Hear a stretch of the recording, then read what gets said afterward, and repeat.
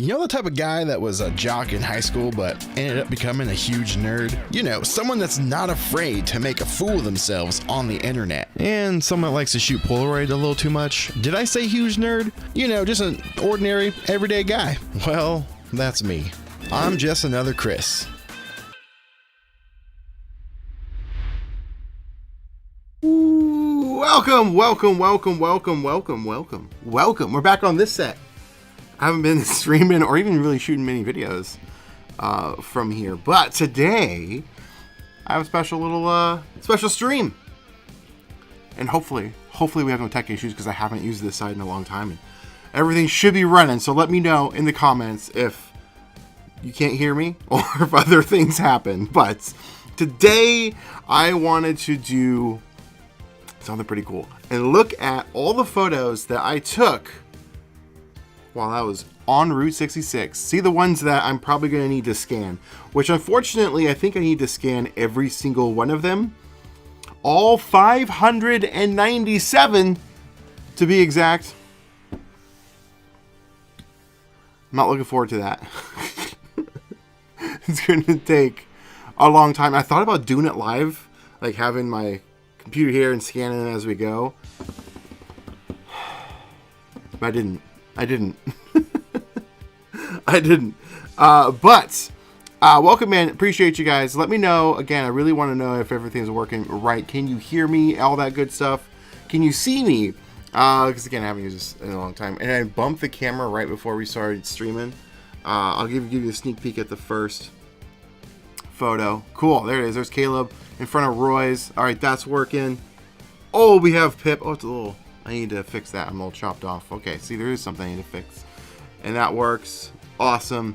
Cool. I'm curious, though. I want to make sure everything's working for y'all. In front of Roy's. Yes! It's working! I don't know how many times I've actually done this where I'm, like, talking for 10 minutes and then there's no sound. But really excited. So for those that don't know, I was on a quite the journey, quite the trek. I did the entirety of Route 66 from Chicago all the way to LA, and I did it in I think 18 days, I think ish, something like that. And I took Caleb along with me, and we had quite the adventure. And along the way, I shot 597 instant photos, from Polaroid to Instax Wide to Polaroid Go, and even some pack film. And we're going to take a look at it. You want to see what they look like right now? Here is... Oh, I forgot to even mention. I even shot some Spectra. Oh, I forgot about that. Oh my gosh, more on that in a second. This right here is just the Instax Wide. Right here. Actually, I'll show you over here. I have the technology. This is all the Instax Wide I shot. This is all the Polaroid Go I shot, which was still quite a bit. Pack film, and then right there is actually some Spectra. And then over here, this is all the Polaroid I shot. And I had to buy this. Actually, I had to buy both of these trays and containers while on the road. Yeah, just to store everything while driving. But yeah, there are a lot of photos, and I want to take a look at them together. Let's look at them together.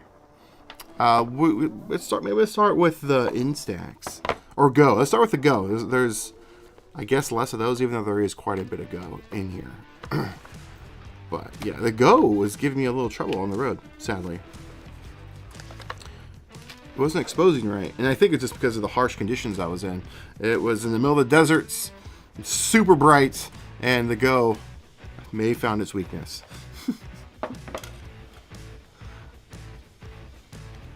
Alright, let's take a look at some of the Go shots. Alright. Wait, I probably need to go super close to these ones. I don't know. I have them all flipped over upside down. Let's take a look. Ooh, this is Standing on the Corner, baby, in Winslow, Arizona. You know the song, the Eagle song, Take It Easy? This is actually that spot. Little Texas 66. I will say I had my fair share of neon signs and motels and broken out buildings and wasteland for a lifetime. I don't need to ever shoot another neon sign again. Oh, but look at that one. That one's cool. Actually, I haven't even looked at my Go shots since I think I shot them. So these are like some of the first times I've even seen some of these photos. That came out pretty good, actually.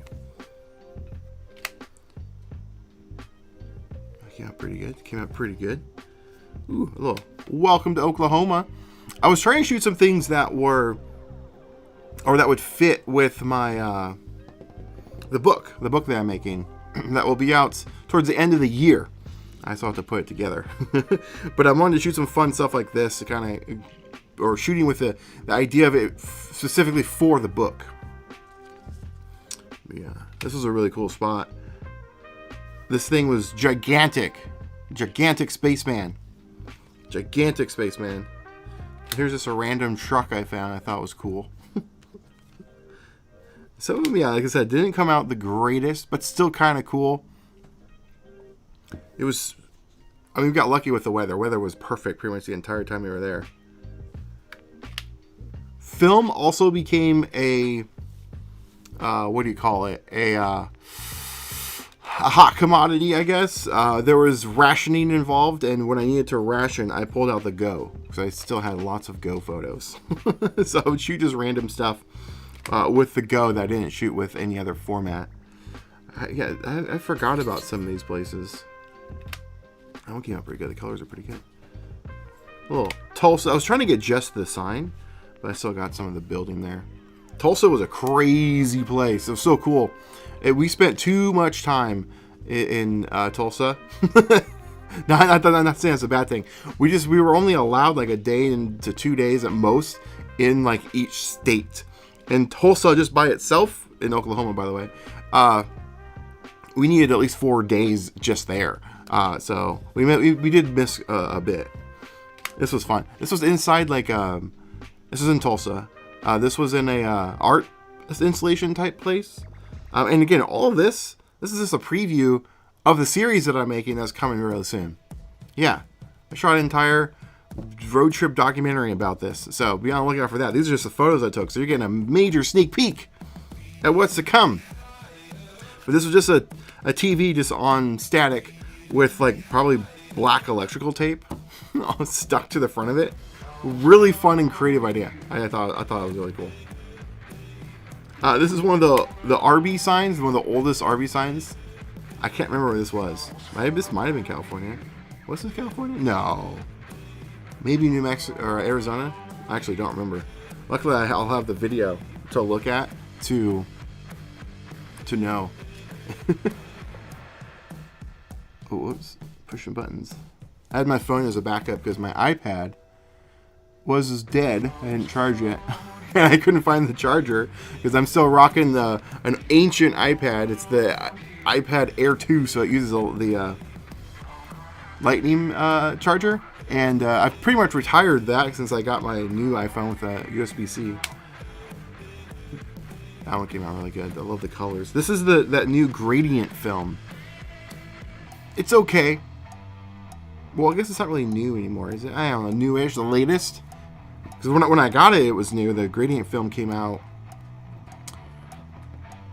I think, only like a week before I left. And I wanted to shoot it on the road. But yeah, these are pretty fun. Pretty fun. I'm actually kind of surprised. Oh, this was a fun experiment. The Go was getting, you'll see some of the other ones, the highlights were just really blown out. You can't control the highlights on that camera. And I had an ND filter that I was using for my iPhone to film said documentary, like I said. And I put the ND filter over the lens. And that's what happened. I missed framing because I was trying to like finagle it. And I couldn't really see through the viewfinder because the ND filter was blocking. But neat experiment that I think totally worked. And it gave it a different like tone. Like it kind of warmed up the shot a little bit and made the blues a little darker. I'm going to experiment with that more. I thought that came out pretty good. But yeah, like this. See how the highlights are just kind of harsh? But yeah, I was struggling a little bit. like that. Really struggling. This is a cool one. This is the gradient film as well. If you guys haven't shot it with it yet, it's pretty good. The yellows are kind of not so great. The yellow frame. Let me go back to this one. On camera, it's probably fine, but in person, it's kind of like a, I don't know, like a puke yellow. This red one though, it kind of has like a gradient of like a purple kind of. That one's really cool. Yeah, see the highlights. It's kind of getting blown out. So the ND filter is a pretty good. Yeah, see here's some of the other ones. The Go's not used to, or not great for shooting in those types of conditions. I can't remember if I used the ND filter for this one too. I did it a couple of times. Here was me trying. I couldn't even see. I was trying to take a selfie. Couldn't see. It was too bright out. But you can kind of see some of it. You can still see on the corner. Let me see if I can go a little closer for you. Right there. This is me standing on the corner in Winslow, Arizona, and there's a little statue for the Eagles. It's not Joe Walsh. It's I can't remember which one it was. I can't remember. Buttons. Ooh, that one came out really good. I was trying different angles on this trip. Instead of just getting things straight on, I was trying to go for different composition. That one came out really good. I'm actually kind of bummed that one didn't turn out. You see what I mean about the highlights? I was getting a giant lens flare. That was the other thing. The sun was in the sky, like right above us all day because there was nothing blocking it all day. So shooting instant photos, man, even with the sun mostly behind you, it would still catch a lens flare on a lot of shots. Still, I think it came out pretty kind of unique. I wish I got a little, less of a lens flare there. This was a straight up experiment. The sun is directly behind it. I was like, why not try and shoot it? I was like, let's see. And I'm surprised I got any detail in the front. I thought it was going to be a silhouette. I'm pretty pleased with how that actually turned out, given that it was just an experiment. Yeah. Oh, wait, wrong. There we go. You can see a little better. This one was earlier on, right when we first started. And yeah, as you can see, the highlights. This is pointing at the ground, too. I don't know what was going on. This is funny. I'm being a big boy. I've never been to a big boy. Ooh, I really like this one. Look at that one. The color, the frame I got matches perfectly. Wow, I haven't even seen some of these. This was at, I believe, the Pink Elephant? Yeah, the Pink Elephant. It's a place that you'll get to see when my series comes out. But man, I love the colors of that. I'm probably going to post that one for sure. Little Betty Boop. That one came out good. She was in the shade, so if that missed, that would have been awful. Then I know something was up with the camera. The Westerner Motel. Yeah, see, this is what I was dealing with a lot of this stuff. The highlights, it was hot, and it was bright, sunny day. The Go finally met its match. The classic phrase I always say with Caleb is, the Go don't miss. The Go was missing a little bit on this trip, though it was put to an extreme test. But this was the car that we were driving, and I have a little magnet for the project, honoring or commiserating the trip. There we go. There we go. It looks like Caleb just sent me a picture from possibly the trip. Let's take a look. Let's share it. I'm sharing your photo, Caleb. He must be watching because he just sent me a dinosaur picture of his Go shot. Where's mine? Mine's better. Actually, I love your blues.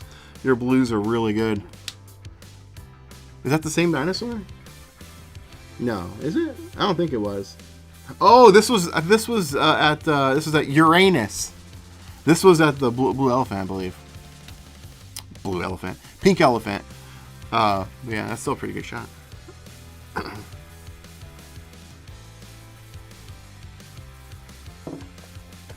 The deep blues on yours are really nice. Oh, I shot that twice. Where is that? Oh no, it is so similar. I got my fix of neon signs on this trip. I gotta tell you.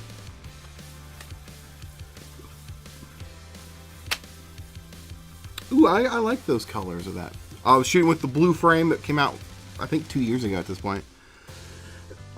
Still had some in the fridge. Came out pretty good. See what I mean? I don't know what was going on. Just like something's in my throat. What the heck? Can't even talk.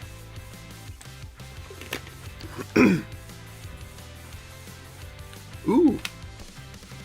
In the middle of the desert. It did pretty good considering. I mean, there's a harsh light, like a lens flare right going through there. You know, on this side here. But that's pretty cool. Good representation of a lot of the stuff that we saw.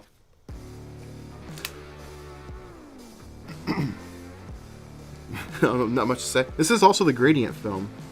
It's kind of interesting gradients that they chose. Oh, man. Oh, here's another one. This one I definitely tried with the ND filter. I totally missed framing. I don't know why it has that at the top, since there is a frog tongue on the Go camera. There's another one. Look at that. This is the brand new. This is the gradient film too. Sun would have been behind me.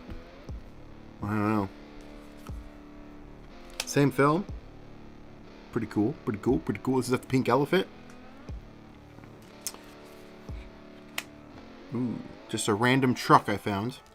There was a lot of those. It's weird how much, like, these towns you drive through, they're just mostly abandoned, with like only a couple people living there. There's just businesses that just closed up shop, and then there it is, just left abandoned. Wild. Oh, hey, this is the dinosaur that Caleb just sent me. I guess I shot it too. Yeah, his came out better. I forget how wide the Go is. So when you're shooting with the Go, you look through the viewfinder, get a little closer. Get a little closer. Because I was framing this up to where this bike was way closer. And I was trying to shoot this really old 7-Up vending machine. You can kind of see it in the background. I'm like, oh, it's going to look cool with the bike. Yeah, you have to get a lot closer than you think with the Go. Otherwise, it's going to be super wide. So yeah, I totally missed right there. Another one of the giants. You'll learn about those in the series. Ooh, look at that one. Damn, that one freaking nailed that one. I like how it says, we are still open. Yeah, there was a lot of that happening. People were like, yeah, no, we're still here. We're still here. I don't mind that, even though it's a little blown out. Kind of cool. Bummer, I got a piece of the tree right there. But I still think it's pretty cool. This was in the shade. I don't understand. The Go was missing on this trip. But then again, sometimes it would just hit. I know, right, Paco? Yeah. Come here. Hey, the blinds are down. It must have heard a noise, and you can't look outside. Oh, I know. I'm sorry. Some cars on a roof. Just trying something. There we go. A little bit of a glare from my overhead light. This was kind of at night. It was like twilight out. I think I did a pretty good job considering.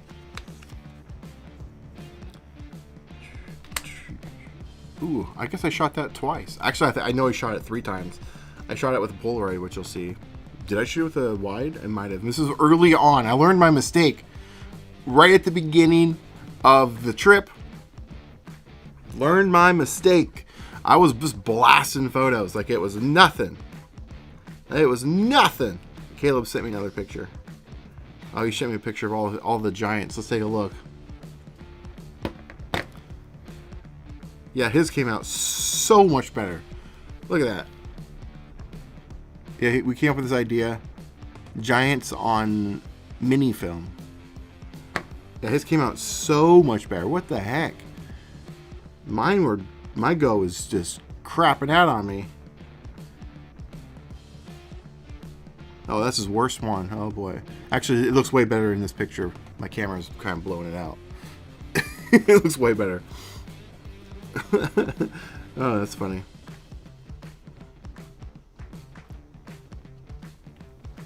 Is my comments not working? Is anyone commenting? What's going on? There is. What the heck? People are commenting. What the heck?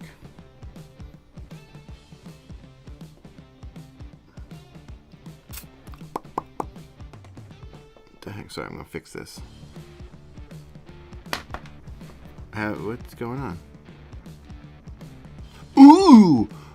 I just got a notification. My Polaroid purple film has just been delivered. That's what Paco was grunting about. I got a package. My purple reclaimed purple.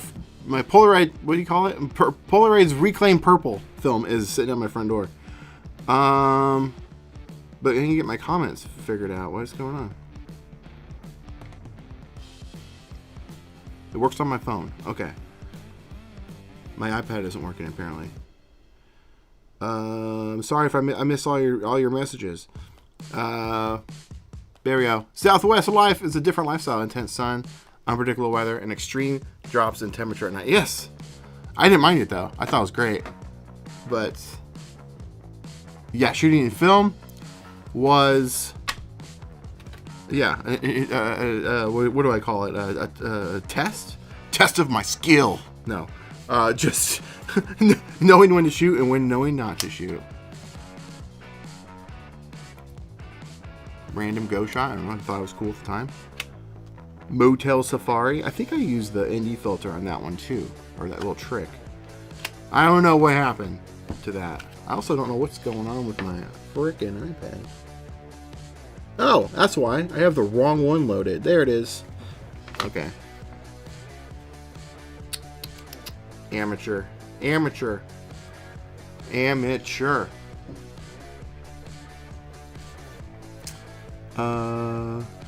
Exactly what I expect to see. A pile of instant photos. Truly, it is the only way.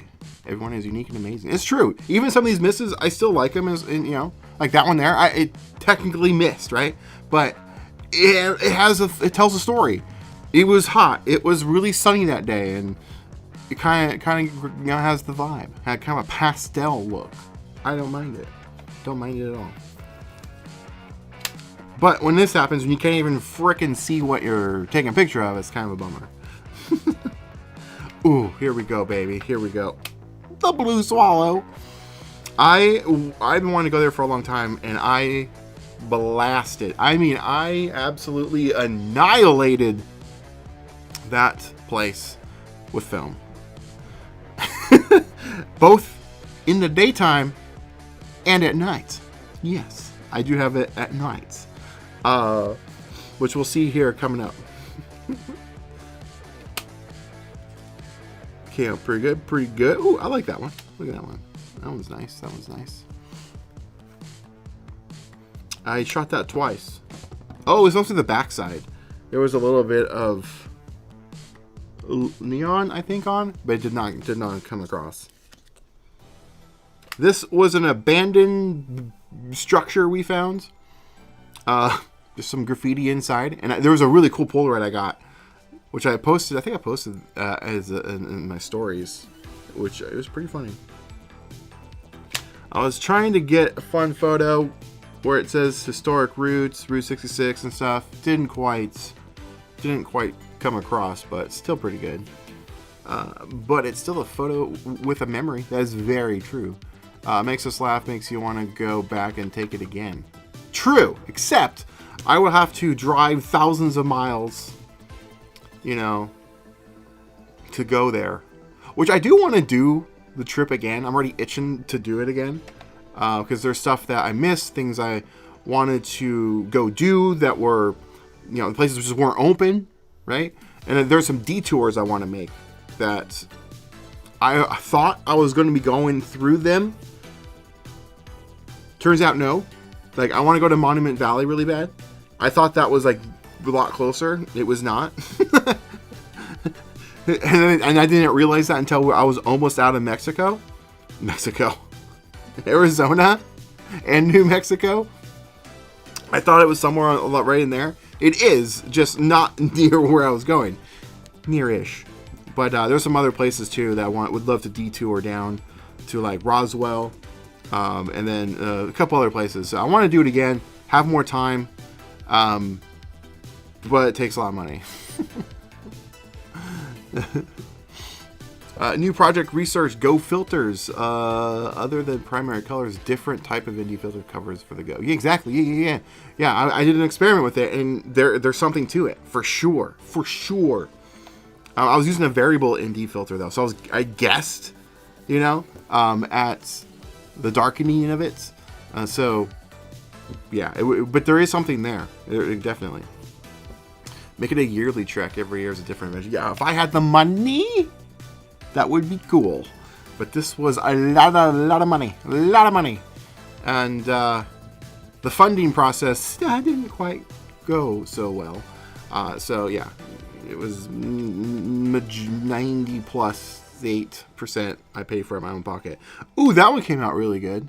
Look at that. This, I remember taking that picture. We needed to use the bathroom, and we drove to a spot, and then the bathroom was there, but it was closed. But I popped down and took a picture of this. This was in, I think, Arizona. Maybe California, right when we entered. It might have been right when we... There is the biggest spider I've ever seen in my entire life crawling across the roof or the ceiling of my bedroom.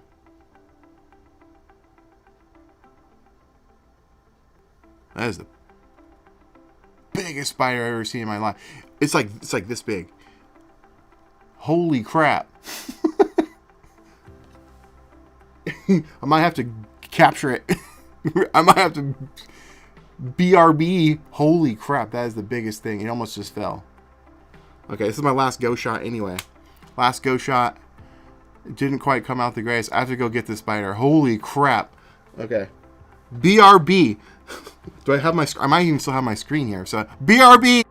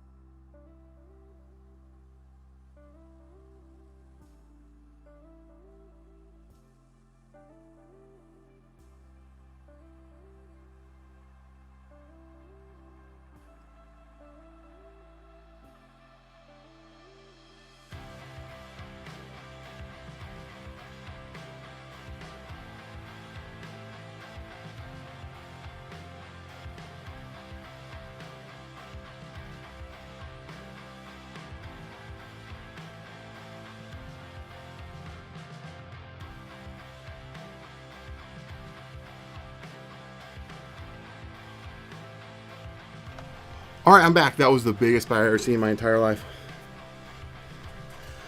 I also grabbed my film while sitting outside too. Let's take a look. Take a photo. There was no time. It was like going across. I got it in a jar. Had a jar, and it was racing around in there. And I didn't think far enough ahead, so I didn't have a way to like cover it. So I'd like risk it, pull it down, and then just run. and hope it doesn't run out of the jar. But I was successful. I have defeated the spider. Ooh, look how pretty this is. Shakaw. Look at that. Video coming soon. Look at that. I leave for San Diego in a couple days. I leave on Wednesday, so I'm bringing a couple boxes of this and going to shoot it. And if you're in San Diego, hopefully you can come to the meetup. I don't know why I took all this out of the box. It's going right back into the box. Also, I'm curious. Oh, that's not too bad. This is March production. Sometimes on these special frames or film, I've gotten some that they bought it on launch day, then received it, and it was like 6 months before from production date. Which, like, come on, guys, get with the program here. Go back to a couple of these comments. Moab is worth the trip. Amazing photo. Ooh, I'll keep that in mind. Get a sponsor for every. You just think, get a sponsor. It is not that simple. I messaged and tried. Let me finish your comment first. That's the goal. I know it didn't go so well this round, but if your Route 66 video series gets popular, then it'll be sure you'll get some support for the next one. So, yes, great comment, because I messaged over, I want to say 125, 130 businesses and companies, brands, and I heard back from maybe 10 at most. It opened up some doors for some, some brand product deals, but no one had any money and they didn't want to deal with it, blah, blah, blah. So, yes, the second part of your question or comment is, I'm going to create the whole series best I possibly can with what I was able to get, which was a lot, as you can tell from the photos, just from the Go photos. And we're not even fraction through the rest of them. But I'm going to then take that and pitch it for like a season 2 episode or whatever, to things as a proof of concept to brands and companies, and see if I can do it again, just on a larger scale, spend more time. So yeah, because it was fun. I just was hoping to do it this year because it's the 100th anniversary. If you like Spires, New Mexico in September, nah, I'm good. Reclaim purple with reclaim purple. Oh yeah, I didn't even think about that. Good eye, good catch. All right, let's take a look at. Since you guys are here, I'm gonna give you a sneak peek and spoiler. Maybe you don't want a spoiler. I'm not spoiling anything. Come on. But I was for my tour of Retrospect. Which part 2 of my time there is coming out. I'm talking Retrospect about working some kind of deal for you guys. They're figuring out what they can offer. Potentially a discount on services, maybe a discount for purchasing something. Pitched it to Corey, and she was like, yeah, let me see what I can do. So the video is nearly done. Hopefully I can hear back from her by tomorrow, because I have to finish the ending where I announced that part. But the video will be about services, shadowing their head guy, Brian, on repairing and things. I asked him a bunch of questions and things. It's a really fun video. And so that'll be coming soon. But while I was there, we were done recording and everything, and Corey wanted to show off some of her just random vintage film stuff, packs, which wish I had filmed a lot of that because that was really, really cool. But she had a box of Impossible Project Spectra film, the last batch ever made under the Impossible Project branding. She's had it cold stored ever since, and she gifted myself and Caleb 4 boxes each. Now, I didn't bring a Spectra camera on this trek, but a day, I think it was literally the next day, maybe 2 days later, Caleb and I went to an antique mall, and I found a Spectra camera with its original box. I think it's a Spectra 2. I can't remember. But I was like, I gotta get it. It was $12. Loaded it up, shot some of that film.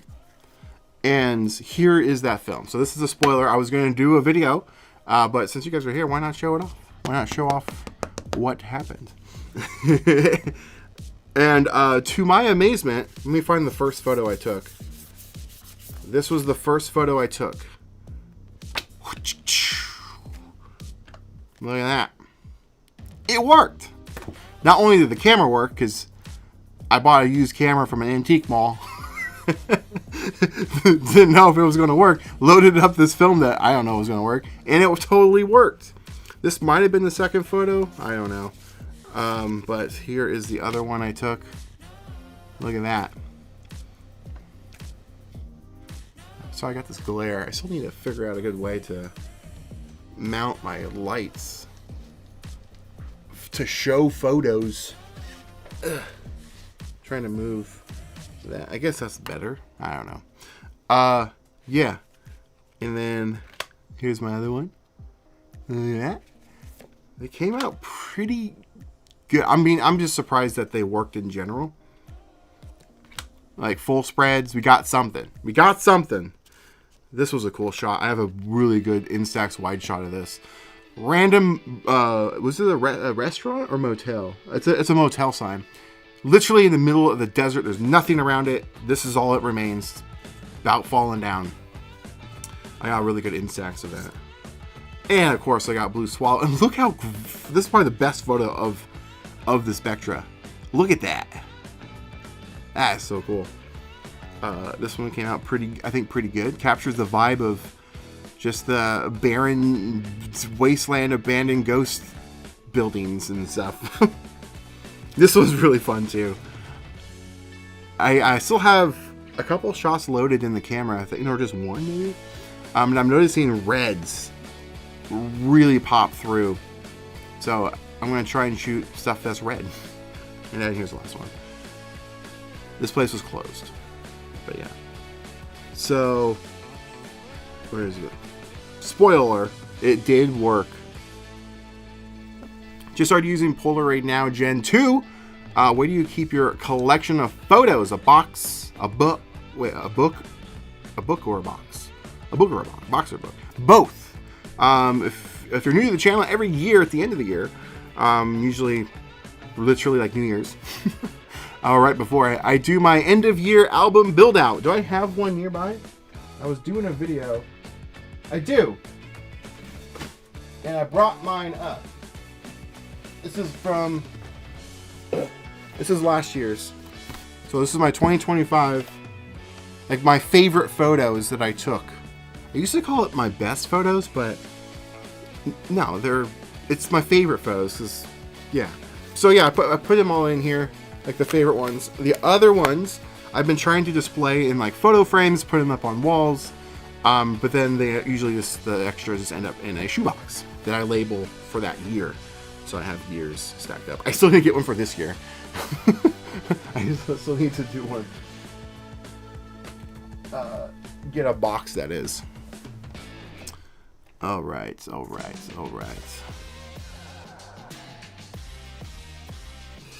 Have you sent your 35 in yet? How long for the development? Yes, we did. Mine pretty much, I screwed mine up, sadly. Yeah, and it's not entirely my fault. It was my camera's fault. It's the whole thing. It'll be in the video. I did get one good one because I was using a different type of camera. I was using that Lomo fisheye. Those came out really good. And then Caleb's though. Caleb went crazy with his photos. It was awesome. All his came out fantastic. So those will be back or will be in the video. But as far as time-wise, super fast.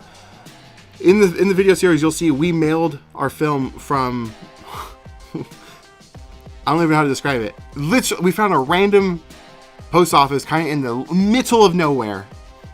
Where was that? Texas? New Mexico? I can't remember. But it made it to Brooklyn within a couple of days, and then they developed it pretty much, I don't know, a day after it was there, maybe, if not the same day. And we had our photos pretty quickly. So maybe 4 days, 5 days after sending, maybe 6 days after sending, I had my photos. But that'll all be in the video. Will Malone's favorite Polaroid? Oh, Will. Like, who would? What? Yeah, I'm talking about. Polaroid the Spectra. He is now jealous. What do you mean? Will Malone's favorite Polaroid the Spectra. He is. Oh, I see what you're saying. He's jealous. I got you. I see what you're saying. So, yeah, that film. Good question. I didn't even say that. That film may 2017. 2017. And it worked. All right, let's take a look at, because I'm going through like the least amounts. Just kind of get through them. My pack film photos. This is all I was able to shoot. You're looking at like $200 right here. Yeah. Yep. And they're all. What's really cool about this too is these are probably the. I mean, I don't want to take the claim from anybody, but I'm willing to bet that these right here are the best condition pack film photos you'll ever see. And that is because when I peeled it, it went into a drying box, dried, and then put into my sleeves, baby. Yes, my instant photo sleeves. I still have some. Check them out. Link in the description. You can snatch them up. They're right here. They're right here. Look at that. Little sleeve pack. You get a signed photo. It's a replica photo. It's random. There's a total of 5. You'll get all 5 if you buy 5. Otherwise, you'll just get. You won't get doubles unless you buy more than 5. While supplies last, though, too. I still have a decent amount left. Snatch them up. But yeah, they immediately were then sleeved because they fit Polaroid, pack film, and Instax. Almost said instant wide. Instax Wide photos. I know, buddy. I know. What you huffing about? Yeah. So they immediately went in there, and these are the most pristine photos. Never touched. No scratches. No nothing. Look at that. Pack film photos that there probably has ever been. All right, this one right here. This is one of the ones I shot the. Well, problem is it's gonna be a big glare. There we go. I shot a Spectra shot of that I was showing you, but I was like, you know what? That's worthy of a pack film shot. Pretty good, pretty good. And as I said, I absolutely blasted the Blue Swallow. I can't wait to show you the night shots. This was an experiment that I nearly screwed up. Kind of got lucky. The sun's literally right here, and it's just blasting the lens. I'm like, I don't think pack film. I don't know if pack film can handle that. I don't have much experience with it because I rarely get to shoot this stuff, so I rarely get to test it and experiment. So I'm like, all right. And I darkened it slightly. Ever so slightly. I'm like, and even as I'm doing it, I was like, I don't know if I should be doing that. And it still came out great, but it could have actually been probably a little bit better, slightly brighter. But I thought that was cool. Yeah, I did do it fast too, because right here on the edge, you can't. It's not in the shot, but there was a truck about to pull out. And I wanted to make it look like it was some desolate road. Pretty cool. Oh, this one came out really good too. That one came out pretty good. Pretty good, pretty good. Pretty good. Oh yeah, oh yeah. Yeah, this one's a little popped out a little bit. There we go. Yeah. Look at that. Pretty good. This one might be one of my favorites. Just look at the clouds. Look at the clouds. Look at the colors. It's so pretty. So pretty. And of course I got the twin arrow, aka the lone arrow now, because the other one fell down. And I did recreate the scene. Oh, actually, if you don't know what this is, it's the twin arrows, like trading post. It's abandoned. It's not there anymore. But they used it when it was still an active, like, truck stop trading area. I think you could get gas there and everything. In the movie Forrest Gump, it's a scene where he gets mud splashed in his face, and he puts the shirt up, and the guy opens it up, and it's a smiley face. Have a nice day. That's where this was filmed at. That scene was filmed here, and I recreated the scene. Had to. Hey, finally caught you live. Time zones suck. Well, welcome. Glad it worked out. Glad it worked out. What time zone are you in? Which camera did I use? Good question. I used the Polaroid 250 pack film shot. I wanted to bring the Goose, but there's absolutely no way. It's too much, too bulky. Here's some cars. Again, an experiment. The sun was coming from this direction. I was experimenting with the angle. I'll show you a shot from the other side. But it was just like this truck. I don't know. I just was like, why not? I was getting a little, honestly, I was getting a little tired of taking pictures of cool neon signs. There was just so many. I'm like, I wanted variety. I wanted some other stuff. There was just too many. There's simply too many. Like that one's pretty cool too. Look at that. Pack film, baby. Yeah, that's a cool one. That's a cool one. That's a cool one. Yeah. This is the first shot I shot on the trip, which just so happened to be the only really bad weather day we ever had. And yeah, it was a little dark. But it's a mood. It's a vibe. It's a vibe. Ooh, Uranus. The place was pretty cool. Pretty cool. This is in, where was it? Missouri? No, it wasn't Missouri. Caleb, if you're still here, where was this at? Was it Missouri? Or was it Oklahoma? I can't remember. Are these wide photos taken with the Instax Wide? No. These are pack film photos. Peel apart film. I was able to shoot a few packs while I was on this trip. Look at those colors, baby. Look at that. This is about, by the way, this is about $200 worth of film. I'm not kidding. Ooh, look at that. I thought that one was pretty cool. Yeah. And lastly, probably maybe my favorite, maybe second favorite, the Roy's through the window shot. Look at that. I'm definitely going to make some of these available for prints, which I rarely ever do.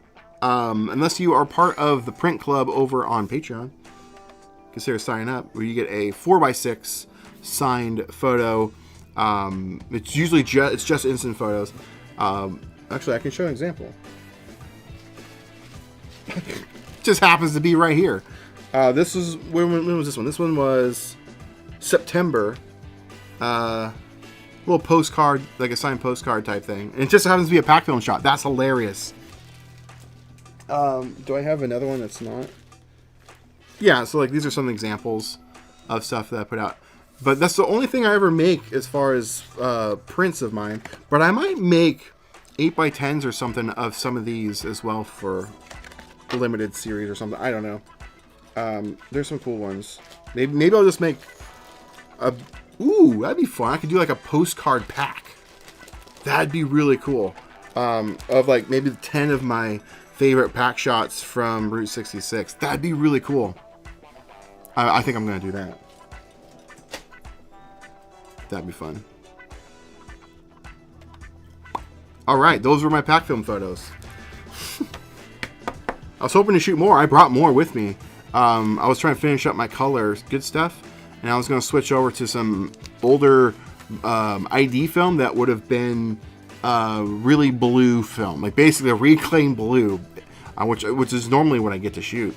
So it's rare I actually get to shoot good color. So I favored that. I still have one shot left in that camera too I need to shoot. That's good color film. It's around 12 a.m. Woo! What nice shots so far. Looking forward to the trip video. Yeah, they're going to be a good series. Thanks for staying up. I would love to give pack film a try once, but it's so expensive. I know. I got a good deal on some pack film before I left. I found a guy locally selling me 2017. Yeah, 2017. Was it 2017? Maybe 2018. It was 2017. I think it was 2017. Expiration pack film. $175 for 2 boxes. And actually, there is 2 more shots that I let Caleb use. So, what did he shoot? He shot a Roy's, and then he shot another. Oh, he sent me a photo of that one a couple days ago of his pack film shot. Oh, Caleb just texted me too. He said, my purple just got delivered. Awesome Go photos. I have to go to work, but I'll finish this live stream later. Here's a few more of my Go shots. Oh, nice. I'll show those later. Or in a minute. Where he sent me that picture. Oh, it wasn't. Never mind. I thought he sent me a picture of the Go or the pack film shot, but this is what he shot with 35. But I was like, here, you can shoot a pack film shot. He really loved this, so I was like, go ahead. So he got this and a Roy's pack film shot.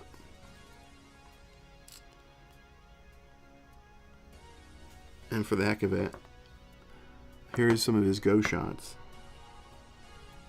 Look at that. Pretty cool. Pretty cool. That one's really good.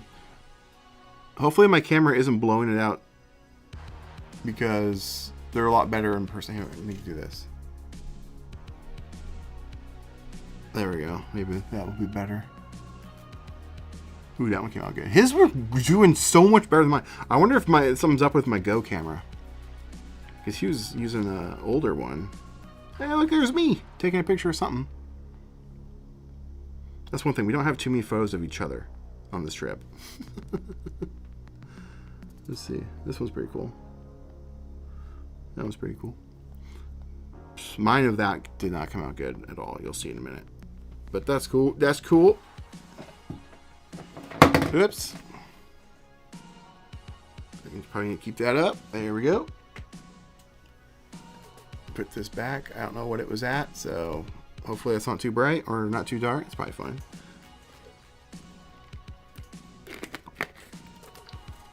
All right. Now, Polaroid or Instax? Take a vote. Which one do you want to see first? There might be more Instax Wide. It could be equal. I'm not sure. Let me know and cast a vote. What do you want to see? Polaroid or Instax Wide? I'll read some of the comments while we wait. It's more than $200. Super Sense sell 3 for $60. Yeah. Have they figured out their formula? You know, because I know when they were first doing it, at least for the first couple of years, you weren't guaranteed the photo. So that was a hard sell, because you could shoot it and then it might not work. Yep, getting Polaroid now. Gen 3 was cheaper for me than getting bulk pack films. Yeah. But love shooting them. Feels so permanent. Captured to digital photos you can take multiple times. Exactly. No, I get you. And shout out to Michael. He actually sent me a now Gen 3 to test out. Actually, I think he gifted it to me. Either way, appreciate you, Michael. And I need to do a video on that soon. He sent it to me right before I left, and I have had no time to do any sort of videos.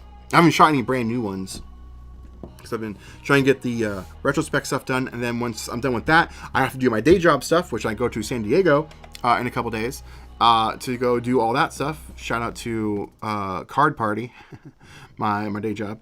I'm the producer over there, and film, shoot, edit, all that sort of stuff, and then come back, and then I could potentially start working on the Route 66 videos and book. I want to have the book done when the series is done. That way, when you watch the series, you can immediately get the book. We'll see. We'll see. It's pretty neat that you might have some of the last pack shots of Route 66. That is very true. It's very true and very sad. It's very sad on all fronts. Can you use a Lomo to shoot Instax on 250? There is a way. I've seen people do it, but I don't know. Polaroid. We're getting wide. We're getting Polaroid. I think Instax Wide has one. So, all right, we'll do Instax Wide. Love the Retrospect video, by the way. Oh, thank you. Appreciate it. It was a different kind of video. But I won't mind if you do more of those types of videos. What do you mean different? I want to know. What do you mean? I have no idea on what would that be. I'm curious to what you mean by that. Not in a negative sense, just curious. Because I do want to start making different types of videos, walkthroughs, storytelling, documentary stuff, because I do camera reviews and things, which helps the community out, and I'll do them. But I gotta tell you, after the 100th one you do, you're like, oh my gosh. I want to do something different. I've probably done more than 100. But yeah, I want to start utilizing instant photography in, storytelling aspects. Retrospect wasn't really that. It was more of just touring, showing off the stuff. that are within our community. And I kind of want to do more of those. I'm thinking of going to, or asking my local camera shop, Blue Moon Camera Machine, I think they're called, which I think I'm going to go there tomorrow. Anyway, to get stock up on some film for my trip coming up. But I was hoping to maybe ask them about letting me come and do like a tour of their place too. Show off their retail shop, their lab. They do film developing, things like that. I think that'd be pretty cool and pretty fun to do. Little series, visiting places. Chris on the road. All right, let's look at Instax Wide, baby. I got stacks on stacks on stacks of bangers. The Instax Wide, woohoo, really came in clutch, as the young kids would say. You know, that's bussin' no cap, straight bussin' no cap, 6.7. The more specifically the Lomo wide glass.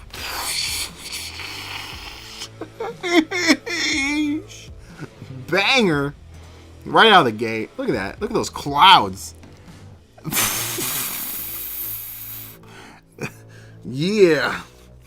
Yeah, boy. I did learn something about the Lomo wide glass. I'm surprised it took me this long to figure it out. It also works with the other Lomo cameras too. The way that camera is, the viewfinder is on the right side of the camera, right? Every camera I use, I put the camera up to my right eye. So I'm looking through that camera and shoving my face in there, right? And like, and I miss framing with that camera, and I've had to like compensate and stuff. Like this one, I actually meant to frame it down a little bit more. Granted, I think it still came out pretty good. But while on this trip, I discovered if you take that camera and move it to your left eye, you look through it, you can see the framing so much better. And I was not missing framing like hardly at all. I was getting pretty much everything I was lining up.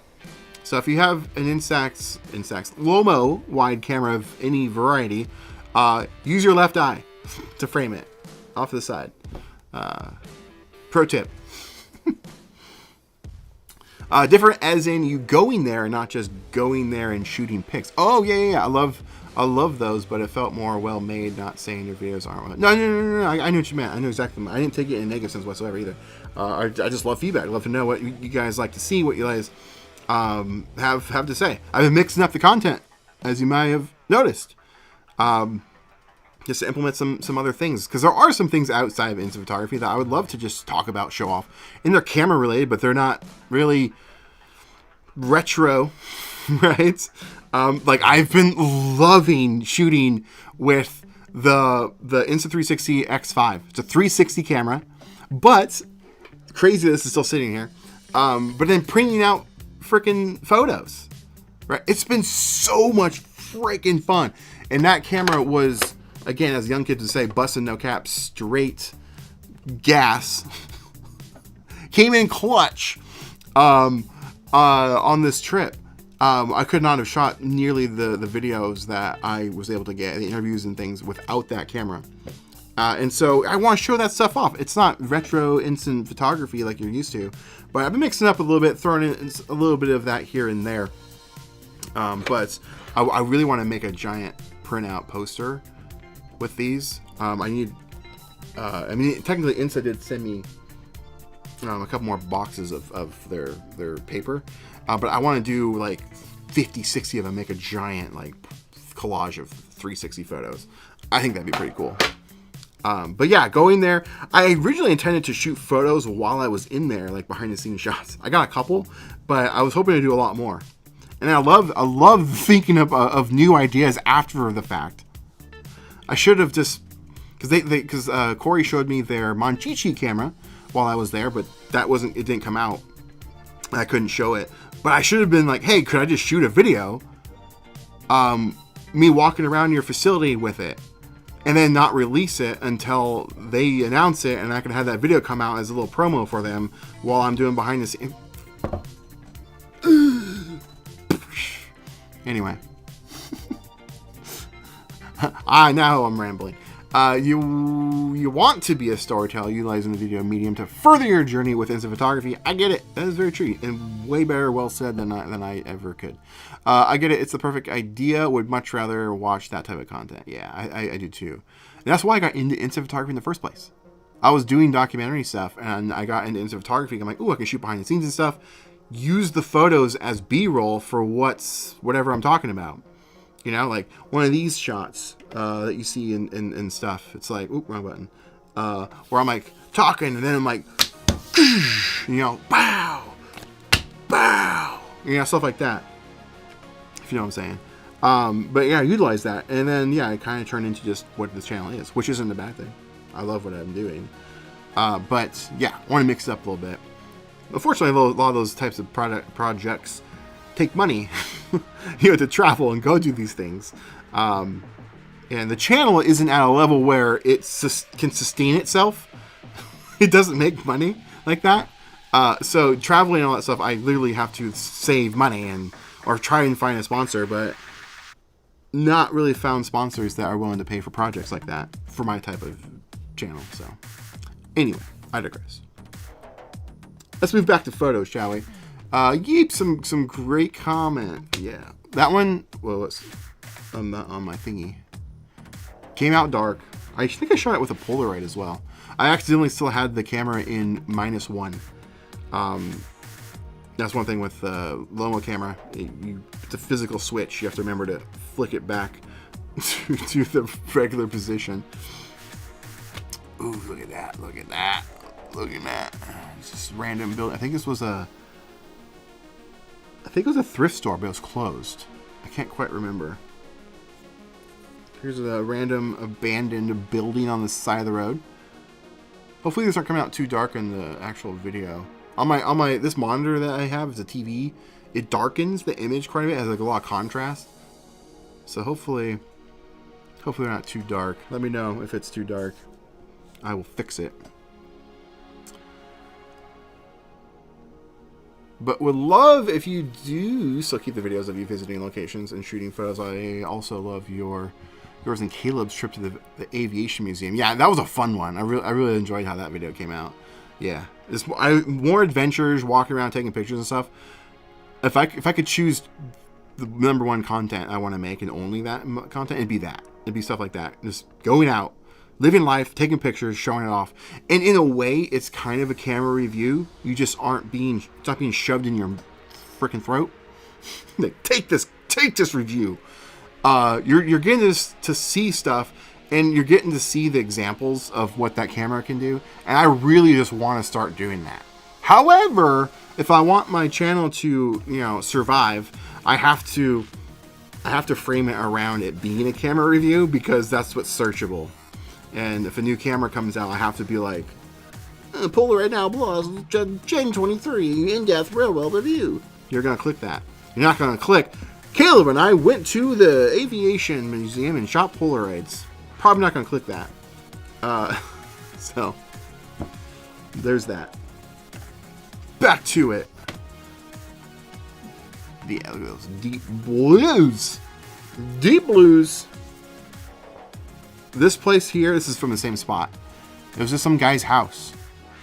And here's said guy. He's just on his porch, and there's just people coming and going.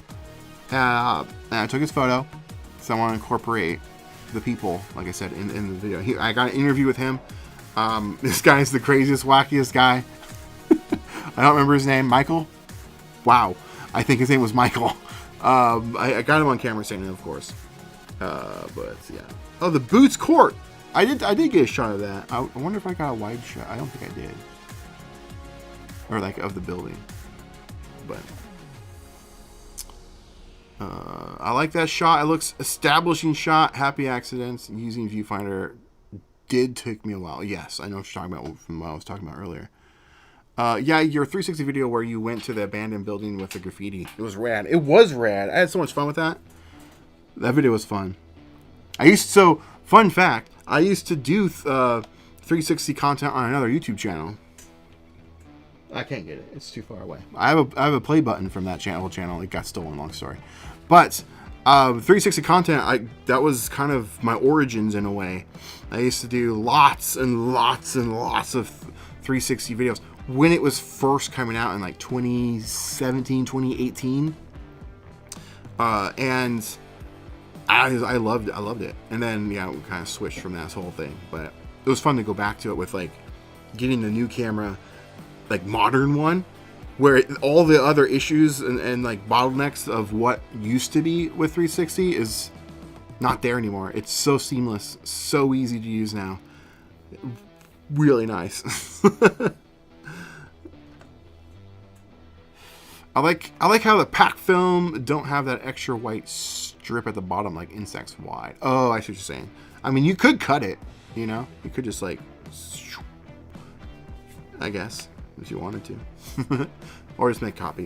You can make a copy of it and then print it out with the border, which I think would actually look pretty good. Here's a random spot. Hotel Monta Vista, which apparently, we didn't know this. I didn't know this until literally a couple days ago. This was under construction and the sign hadn't been on in like, I don't even know how long, like 50, 60 years, like the neon or whatever. They got it fixed and did a ceremonial thing like a week after we left. And did a relighting of it. Pretty cool. Look at that. I think this might have been in the same town. I think this was the same town. Yeah, that Lomo just really brings it. Messed up this shot. It was tough where the positioning of the lighting was. It was cloudy. The clouds had rolled in. Almost fought a lady. The rudest lady I ever met in my entire life was at this place right here, the Galaxy Diner. She didn't work there. She was just a person. Absolutely entitled, horrible person. But yeah. This is drive-in movie theater. I think I reshot that. Oh, look, this is probably the best shot of the entire trip. Look at that. I got an awesome 360 shot of this. Photo of me looking down. It's like this random robot thing that's hunched over. And I forgot to turn the flash on. And I didn't reshoot it because I didn't want to waste film. Because film was a scarcity. Finding Instax Wide film was nearly impossible. And when we did find it, places were selling it for like $40 a box. It was crazy. It was rare when we found it. I think I shot that one twice.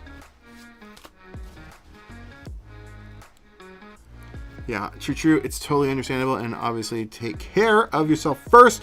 Wish your channel gets big enough to do this full-time and more. Yeah, technically I do YouTube full-time. It is my job. YouTube is my full-time job. The Just on the Chris channel is just one part of it. Small, very small part of it.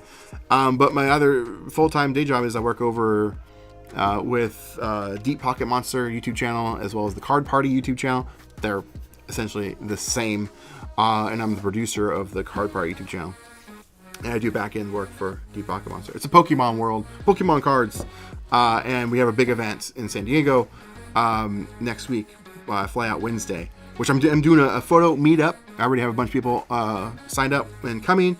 And some of at least one of the photographers of the event that I work with, her name is Jackie. She was in my video last year, or on the channel here. I challenged her and Rachel to shoot pack film for the first time. But Jackie at least will be at the meetup. I need to mention it to Rachel.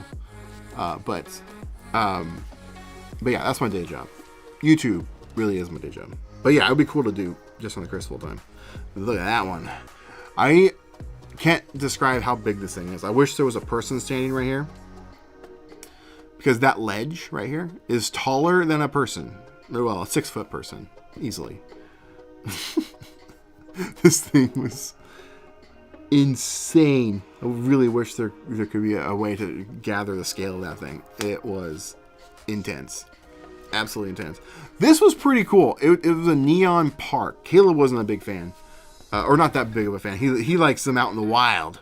But it was a cool spot. They're all original signs. Some of them had been refurbished. Some of them haven't.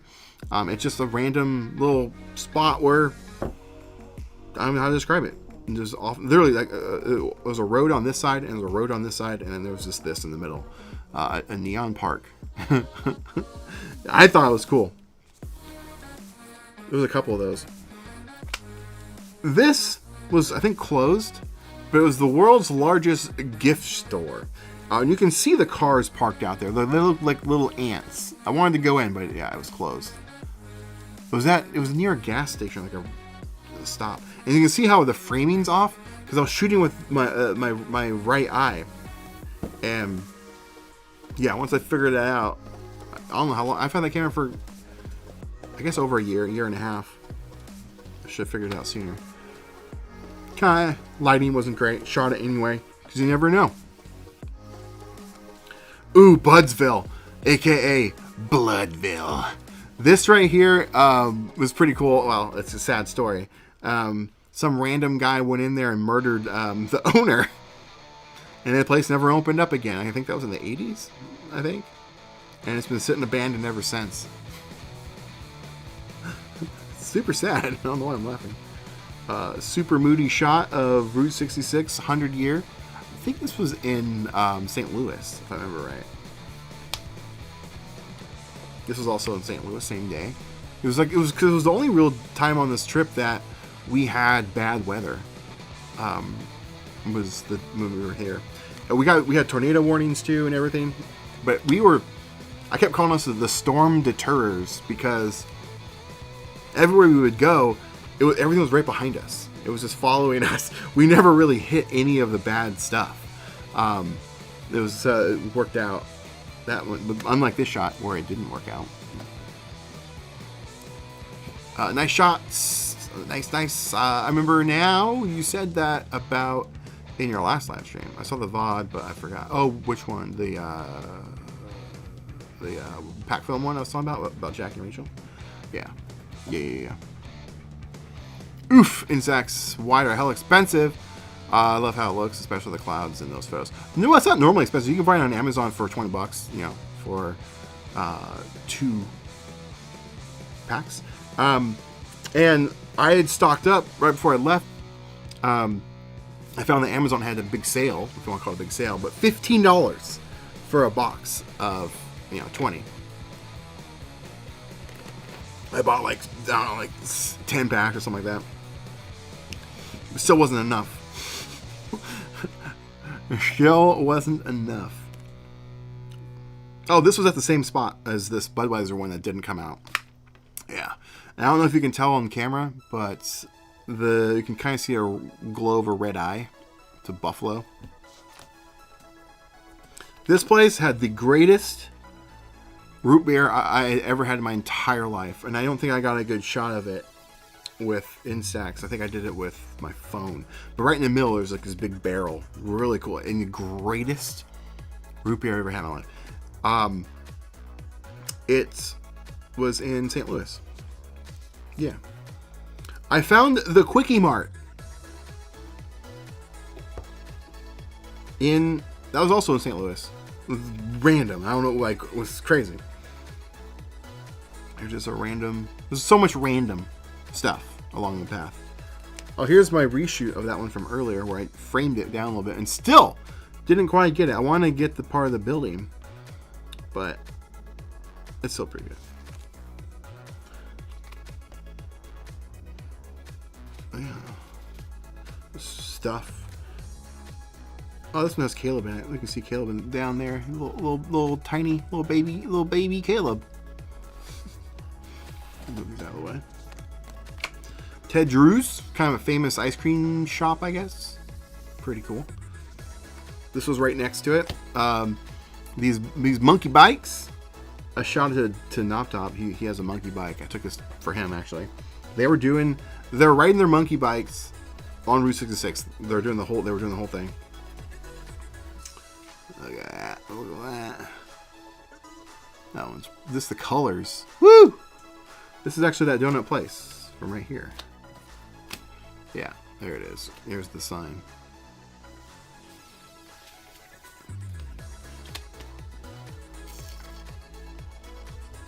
Regarding previous comment, it was regarding your other jobs and the one. Oh, right. Being a Pokemon focused. Yeah, it is. I'm not really like a major card collector at all. I barely collect. I do a little bit because I work there.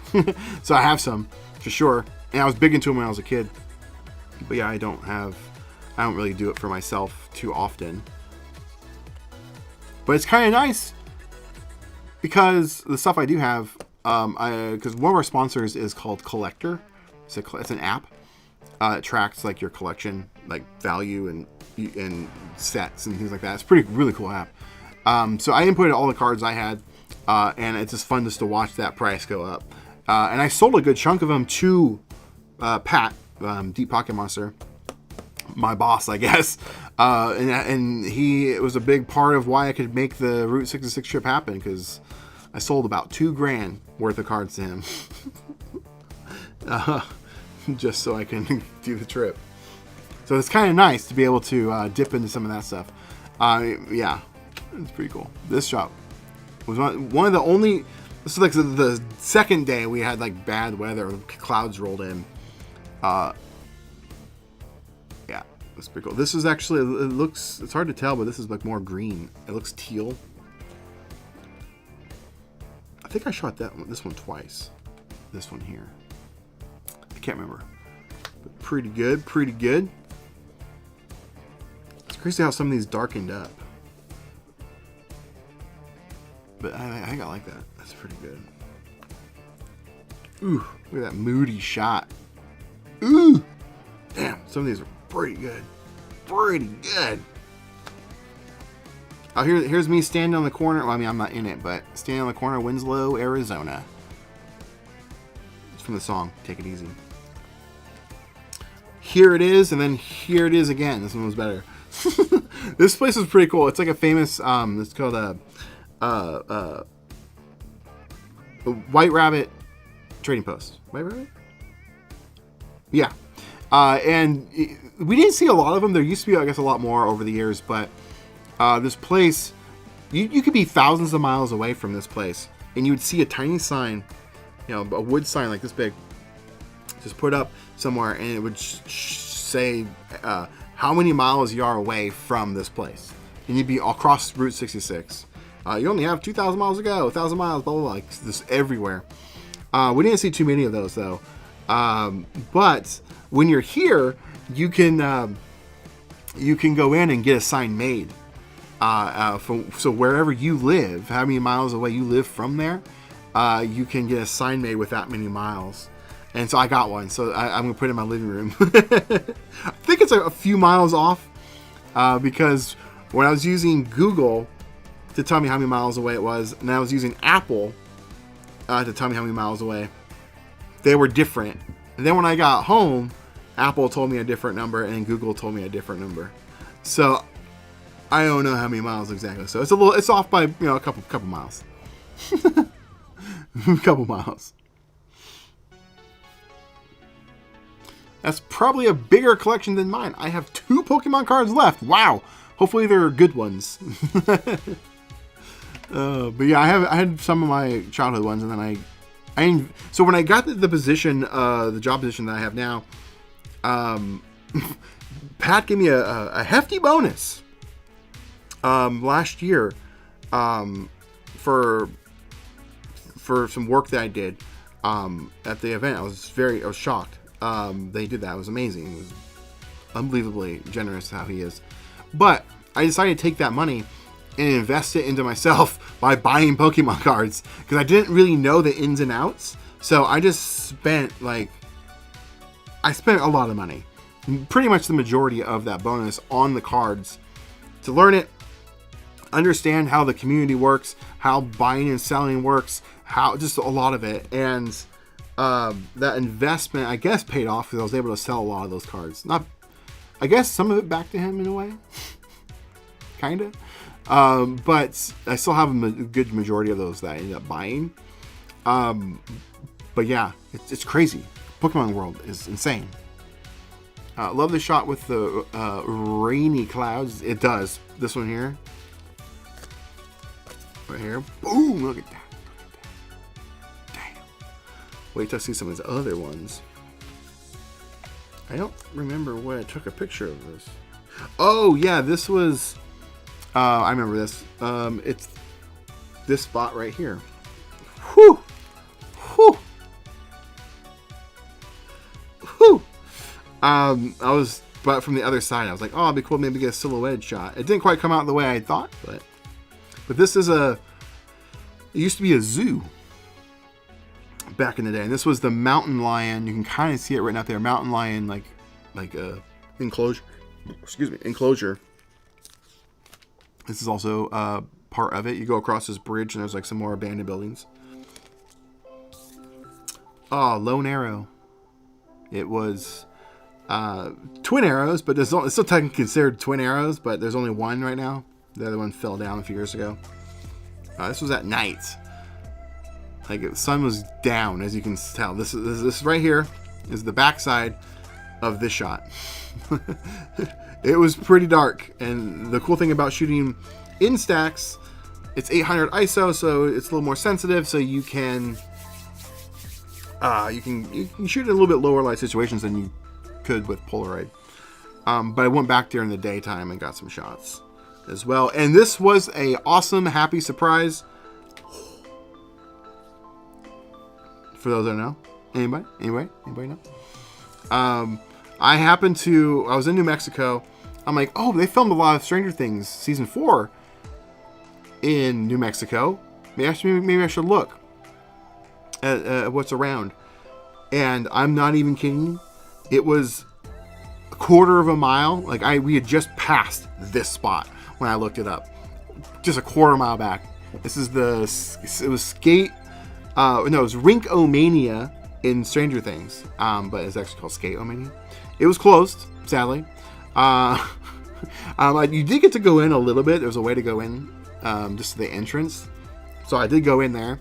They had some Stranger Things stuff up in there, but it would have been so cool to actually go inside and see the rink and everything. But no, but at least I got to go there.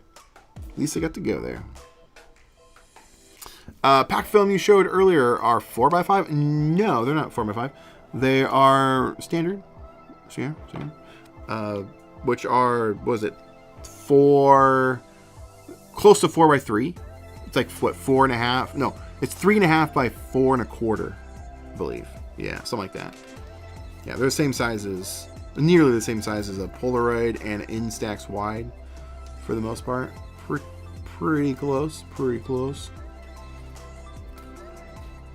I've never shot 4x5 back from that. That's crazy. That'd be crazy.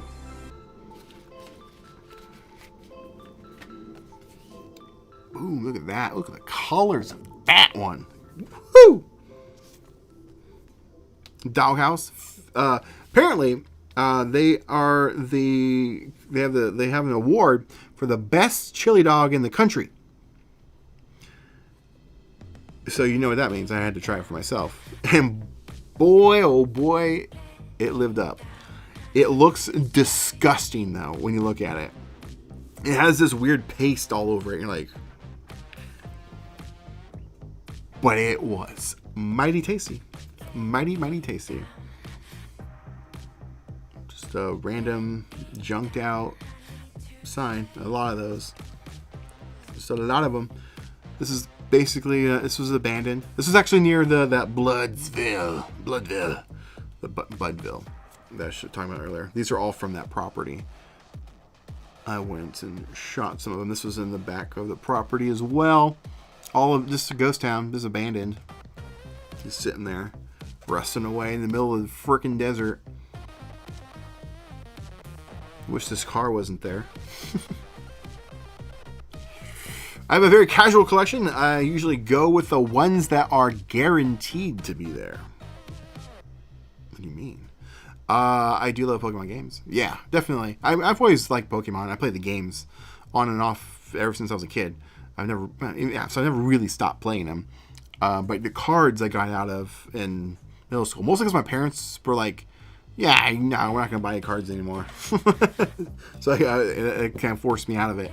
But yeah, I didn't get into them.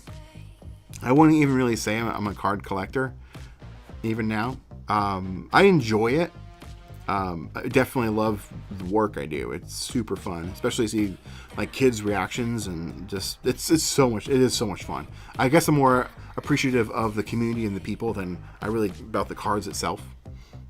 But yeah, I do have a decent value collection. 2 oversized box toppers, both Charizard, but from different sets. I think, aren't those box toppers that Charizard aren't those worth a lot of money? Like a decent amount of money. Pretty sure. The clouds, the God rays, what a beaut. I know. Wow. Rinkomania, man, kind of bummed with how its last season was, but love the early stuff. Yeah, I agree. I never talked about it. My thoughts on Stranger Things Season 5. I have a list in my phone of everything that's... I have a giant list. I think there's like 60 things on there. Questions. I have questions. The cards, the collector box stuff, usually give the box card for sure, so no randoms from packs. Oh, I see what you're saying. I don't know how that happened. I don't know how this happened. Because you should see, I reshot it. I don't know what happened there. It's super weird. Given the conditions. There's just a place. This was right next to it. Just stuff. This was cool. Right when I took this photo, we met a guy. It's this one. So there's that, and then I took this one. It's the same building, but from the wider perspective. There was a guy walking by, and he was one of those, what do you call those, train hoppers, or I don't know what you call them. But he sold all his possessions and now lives in a backpack, or out of a backpack, and jumps the rails, hops on a train, you know? Really cool guy. I got some of them on camera, so be on the lookout for that. I can't remember where this was. Oh, this was the Petrified Forest. I have more. Maybe I have more. That might be the only one I took, actually. This is kind of cool. This is a Dairy Queen for obvious reasons. But they kept their original sign and this modernized it down below. Thought that was kind of a cool thing. Yeah, these ones, this is that one of the days where the few days, like I said, we only like 2 bad days with clouds rolling in.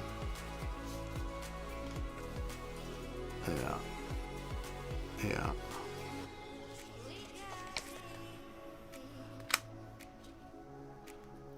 Deep blues, baby. Deep blues. This is actually more green, but no matter where I stood, the sun was just hitting it too hard. So, can only do so much. Don't know what happened there. Well, artifact. It's rare you see that happen. Ooh, forgot about this one. Ka-chow. Look at that. A little tree up here. Whew. That was in a place called Yellow Horse 2 or 3. Really cool, like trading post in Arizona. No, yeah, on the border, because you could walk inside to the actual post. There's a line on the ground where you're standing in New Mexico and Arizona. It's pretty sweet. This was the same area. Yeah, same with that. I love that shot. There's just random dinosaurs everywhere on the path. Yeah, oh, so it was Wild Yellow Horse 3. This is that trading post.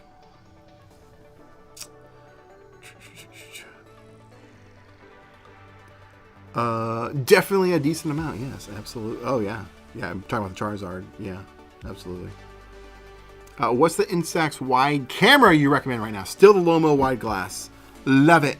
But nothing wrong with the 400.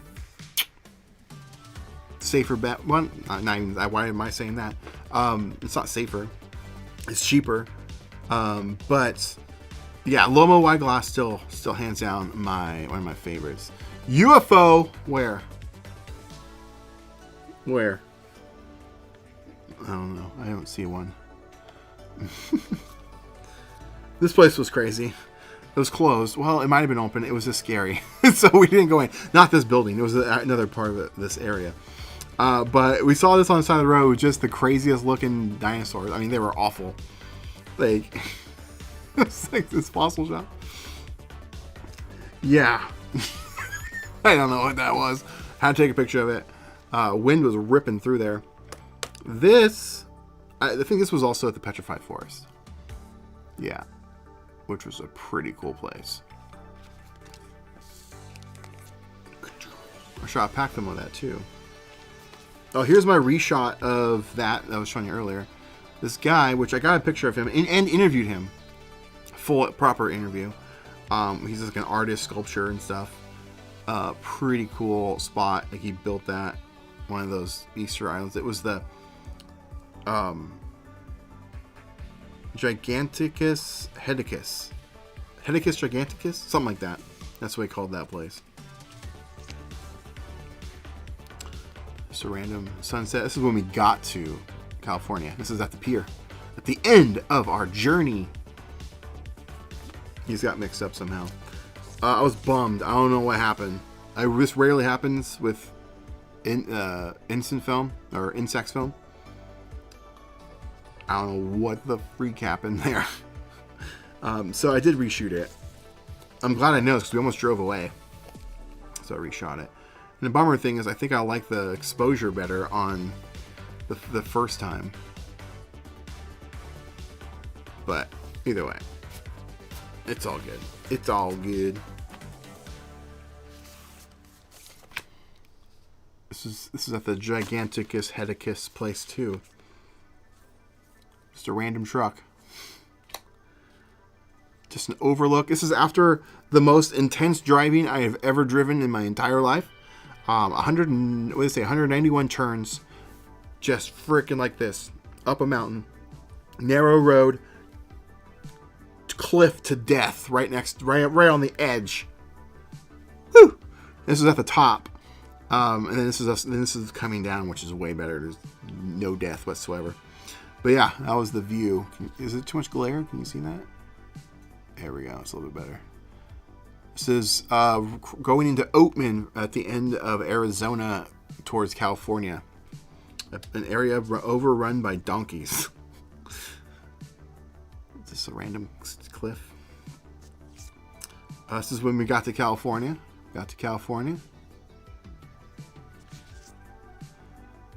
Made it to the pier. And they were doing construction on it. So it's like stuff is in the way, unfortunately. Oh, look at that. Except for that stupid thing. I don't know what happened. But also, this right here, that is actually a SpaceX launch. It had happened while we were there. That little remnants of it. This is at the pier. Santa Monica Pier, to be exact. The end of Route 66. Well, these are all California ones. Randy's Donuts. There was no Iron Man, unfortunately. The oldest McDonald's is still operating. I just shot a few of them. Apparently a bunch. Random car wash. Kind of dumb question. No dumb questions around here. I didn't Google it, so feel free to say to Google it. But why do older Polaroid cameras have good quality shots compared to the newer gens? Google it. No, I'm just kidding. That's just the eye of the beholder, I suppose. It's subjective. Better. What's better? It's up to you to determine what's better. But they meter differently. Polaroid favors highlights, where modern Polaroid favors the highlights, meaning you get a little bit darker. Excuse me. No, sorry. Let me phrase this. They favor the highlights, meaning, I guess I should flip that. They favor the shadows, meaning you get brighter highlights. So they like the highlights more. Does that make sense? Hopefully. Mostly due to the fact that they want to make sure people get a photo, right? They don't want it to be too dark and you saw like, oh, we can't see the person. They try to push the overexposed. That's what they did with the Now Plus a lot for the first couple generations. They dialed it back a little bit for the third one. Where old cameras, they meter differently. It was different technology, and they would go for the middle, which you could get darker pictures. But at the time, it didn't really matter because film wasn't as expensive as it was now. But yeah, it's just different, and I don't know what they use for metering in the modern ones. I know it's a digital way of metering instead of like this, what's called like celluloid type metering in the vintage cameras. That probably doesn't answer your question. I did my best. Do you use the auto flash? No, I just turn flash off pretty much for all my shots. I barely use flash on anything. Indoors, yes, definitely. But outside, I don't use flash at all. I let the camera fully meter. This is Wigman in California. These are hotels, rooms that you can stay in. They are booked up. I wanted to stay there. More California. This is at the very end. We were like, this is the last shots. I had one pack left in the camera, and we were going home literally the next morning. So I'm like, I'm just going to shoot as many as I can, try and get some good palm tree shots, I guess. So I shot a bunch.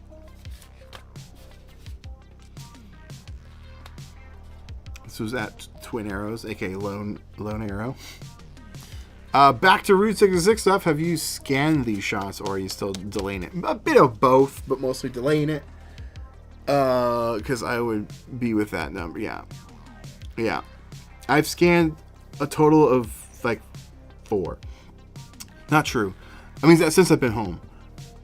No, since I've been home, I've scanned 3. My vision was to scan as I go on the trip. I brought my scanner with me, a computer. The first night, I'm like, cool, got my stack. Boop, boop, boop, boop, scanned them all in. Fantastic. This is going to be great. Next day comes around. I'm dead ass tired. 12 hours of driving. Get to the hotel at like 10 p.m. I'm like, I'm tired. I'm going to bed. And I never scanned another photo the rest of the trip. And halfway through, I'm just like, oh no, I need to start scanning these. I need to start scanning. Because I'm going to get home and I'm going to have all these to scan. And yeah, I have all these to scan. Because they are for the video. Which I have to scan them to show them in the video, even the bad ones. I don't leave out those in my videos, as you guys know. I show everything. I was going to make... I still think I will do it as a live stream. So hopefully you guys want to come and hang out with me. It'll be a very long one. Even like today, we're already an hour and a half in. I thought about doing it as a live stream thing where I'm just scanning photos. We're just chatting as I'm just doing it all. It's going to take so long to scan these. I might just do them in batches. Scan like 100 of them. Call it a day. We'll see. But this is at Twin Arrows. Same with this one. Look at this. Look what happened here. You want to know what happened to this one? I don't know. It was windy. Extremely windy. And I took the photo. And I was moving. I don't know what happened, but my finger hit the button, the switch to turn off. And as your photo's ejecting, when you turn off the camera, it doesn't finish the cycle. It will just stop. So this photo got stuck like this far up, like right here. It only made it up like that far. So I had to pull it out. Yeah. That's what happened to that one. It's still kind of cool though. Caleb took this one of me, and somehow double exposure was on. And this one was the second photo after I had to pull this one. And you can see this line right here, how the photo, the second photo was probably like got pulled and stuck sideways a little bit. Yeah. But still kind of cool.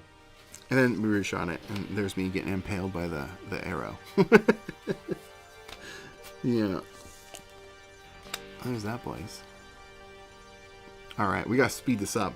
We haven't even touched Polaroid. I'm not even halfway through wide. Okay. Here we go.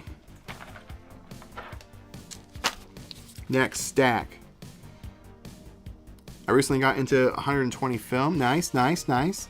So my poor Polaroid cameras are the middle child now. Yeah, well, it's probably more expensive to do Polaroid. True, true. One shot is the same. Yeah, I saw the highlights thing on my shots during them. Yeah, so they favor that because they're guaranteeing you a shot. So people that don't know how to shoot instant photography, get a photo. Now, if you are into instant photography, you know that, oh, well, those cameras are not going to be for you because, yeah, they're going to overexpose your shots and cause them to look crap. But most people like that, apparently, because it has a vintage vibe, apparently. I don't know. That's what a lot of people tell me. The palm tree shots are so retro. Totally retro. I'm going to be powering through these. Sure would love to accompany you for the scanning journey. Yeah, I'll do a live stream of it. I got it. It's the only way I'll keep my sanity, I think. Thanks to you inspiring me, I'm currently adding Instax Mini Photo 259 in my book of 320. Nice. Been a super fun year. Thank you, Chris. Seriously and truly, thank you. Kids love it. Family loves it. That's awesome. Love to hear it. Love to see it. Love it all around. Legit. It is legit. I don't know what you mean by legit, but you know what? I agree. It's legit. How to avoid getting the vignette effect on Instax on the Lomo? You don't. It just happens. It's their vibe. It's their look. They did dial it back a lot on the glass version though. Double exposure one looks rad. Finally, the twin arrow. You know, I never thought of it that way. Holy crap! You're a genius. Oh, as I dropped my headphones. Why didn't I think of that while I was there? I could have done a double exposure of the arrows to make it two. Dang it. This is an abandoned water park in California. I know Instax Mini is small, but it's mighty. Yeah, look, I have some right here. I rarely shoot it though. But yeah, here's a abandoned water park in the middle of the desert in California, about 100 miles, I think, outside of LA. Pretty cool spot. I'm going through them quick. This is the entrance. I watched this like a full documentary on this. Caleb sent me after we got back. Pretty interesting stuff. Here's a random motel sign in the middle of the desert. Pretty cool. This right here is the only remnants of literally an entire town. Yeah, there's a plaque right here that says this is it. This is the only thing that's left. Everything else has been completely abandoned, ghost town, destroyed, lost in the sands of time. And that's the tree. That's the only thing that's left. A random Royce photo. Famous spot on Route 66. Look at that. This one is pretty good. There's that one. I did a Spectra shot of that one. Yeah, visually, this is the only thing that stands of whatever was here. Nothing else in the middle of the desert. Random swimming pool and abandoned motel I found. Here's said abandoned motel. The Santa Monica Pier. Santa Monica Pier at night. Santa Monica Pier at night again. Santa Monica Pier at night yet again. Boosted exposure.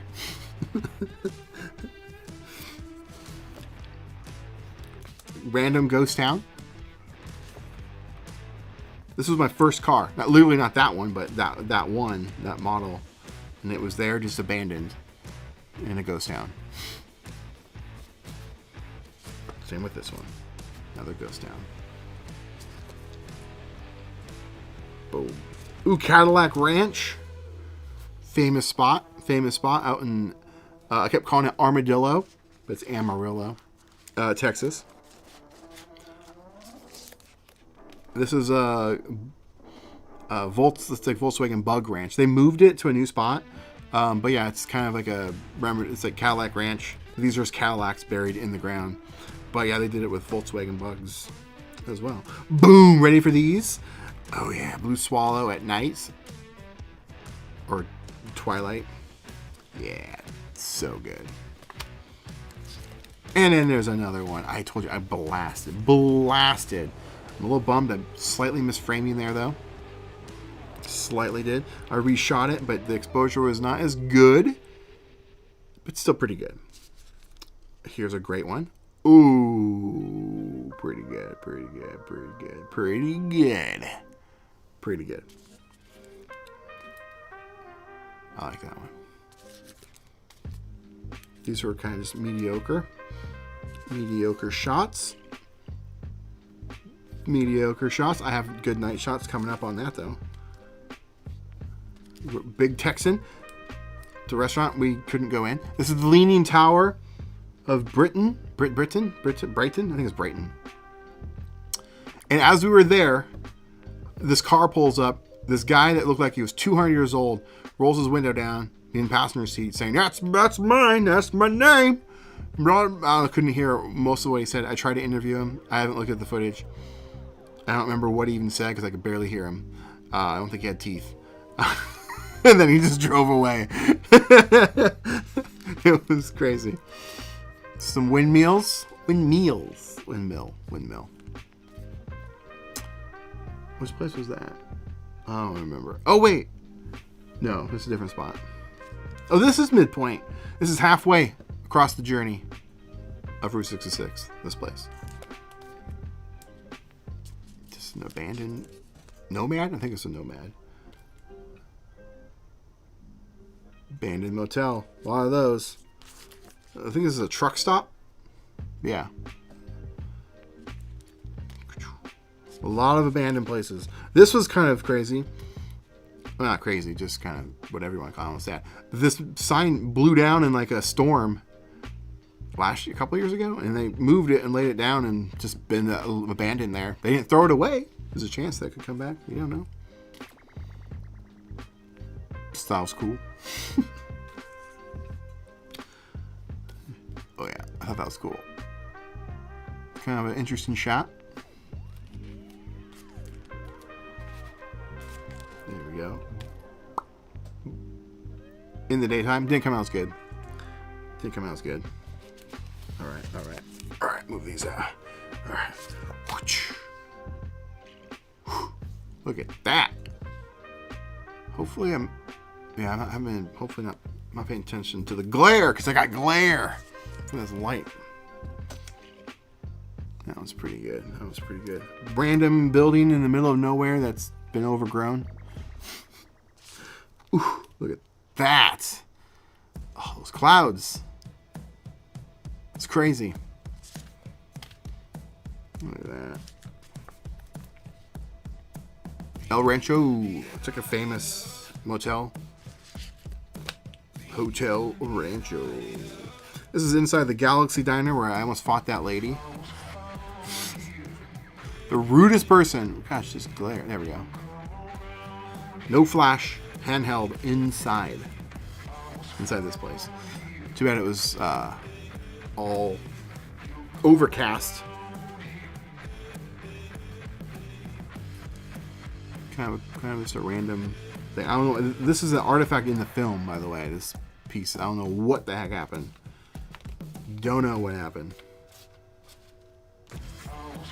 I got a really good Polaroid of this, so can't wait to show you guys. Dairy Queen with its original sign. It's cool that they've kept it. This place I thought was abandoned. It turns out it was, but not anymore. And then you have to pay to go in. It's kind of bummed out. I was looking forward to it. They have like a bedrock. It's halfway between Williams, Arizona, and a Grand Canyon. Yeah. And so that naturally led us to go to the Grand Canyon. Look at that. It's hard to tell.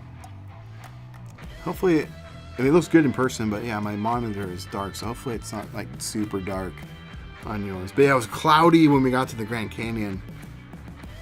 Oh, Grand Canyon was something else, man. And there's being in front of the Grand Canyon. Caleb in front of the Grand Canyon. Random shot. Just trying different stuff. Do you underexpose your image when shoot on sunny days? Typically, yes. Typically, I go -1, typically. Depends, though. if I'm in the shade or not, things like that. But typically, this is in Tulsa. I was trying to do a postcard on a Instax, and I kind of did it. I framed it pretty good. It's a random bus. I don't even know what it is, but it's kind of crazy looking. I was getting this. I wonder if there's something inside my Lomo camera. Yeah, look at that. Look at that. Super cool. This one, I don't know. I loved how this one came out. Someone's random yellow Volkswagen Bug was there, and it kind of matched the vibe of all of it. I think this is actually this place. Yeah, it's that place. Wings. Oh, this guy's house was crazy. Okay, this is what we okay, here I gotta tell this. So we were driving and we were using an app for navigation, and it was buggy. It worked, but sometimes it just randomly recalculate even though you're still on the same path. And so we thought we missed our turn. And so I was flipping around and I accidentally went up some guy's driveway, and we saw this. Just a car coming out of the building. And then we saw this kind of right next to it. And this guy comes out. It looks like he's 100 years old. His hair is all whacked out. He has no teeth. And then this dog that's about 200 years old is following behind him. And he's like, come on in, sign my guest book. And so we went inside this building that he had built. It was insane amount of stuff. It was really cool. He was just like welcoming everybody in. I got some shots. Some of them didn't quite come out great. It was, lighting was starting to go down. I've got more somewhere, but that was a cool stop. I got him on camera and stuff, so you'll actually got him a picture of I got a Polaroid of him, so you'll see him in a little bit. This was one of the cool places we wanted to go to for sure. It's Pop's Bottle Ranch. Yeah, pretty cool. We wanted to get sunset shots because we were timed it perfectly to be there. And I took a lot of shots of this. This lights up. Actually, here's some more. Yeah, look at that. Yeah, it lights up. Pretty cool. And this is inside. This place has like over 700 different sodas. Yeah, shoot, I should have brought that up. I still have one of the sodas I brought with me. It was a Farrah Fawcett cream soda. Yeah. They have just ridiculous amounts of different types of soda and food and things. Place was really cool. Definitely an awesome stop. Okay. We're almost through the wides. Last stack. This is the stack, by the way. Rapid fire. Got to hit Canyon when going through 66, so I've heard. It's about an hour out of the way. Totally worth it, though. 200-year-old dog. He totally was. You do the underexposed for both your Instax as well as SX70. Mostly Instax for sure. Polaroid, yeah, not fully though. I'll do this just like a notch. But it also depends on the harshness of the light. You kind of have to experiment. But typically, yeah, if it's a sunny day, I'm typically underexposing a little bit just to preserve those highlights a bit. Just like a flour mill. Rapid fire.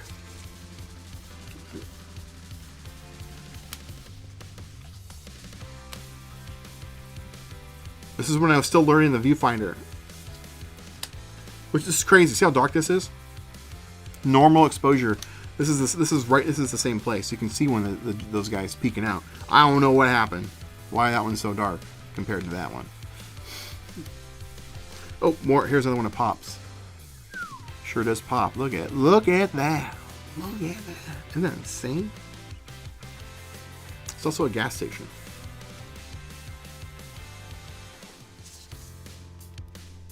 We're still open. Ooh, here's some of the giants. They're everywhere. Well, not everywhere, but there are a lot of places. They're kind of like a staple of Route 66. I like the one with half shadow on the car. It looks very Last of Us. Which one was that? This one? Must have been one from a little bit back. Oh, that's cool. That's cool. This is in Tulsa. Just the Giants, they're called. Muffler Men, I guess. They're repurposed from that. Random Castle. I don't know how this one got completely blown out. Originally, I didn't like it. It's grown on me. It kind of feels like I captured the alien. I don't know. This is kind of like, I don't know. It has a vibe I like. But then I reshot it and it came out this dark. So I don't know what was going on. But yeah, look at that. One of those giant on the roof. Crazy. Ooh, look at that. This is, again, I was still fumbling that viewfinder for the first like few days of the trip. I wasn't getting things lined up, and then this one, I'm like, I completely cut it off. Yeah, I'm gonna reshoot it.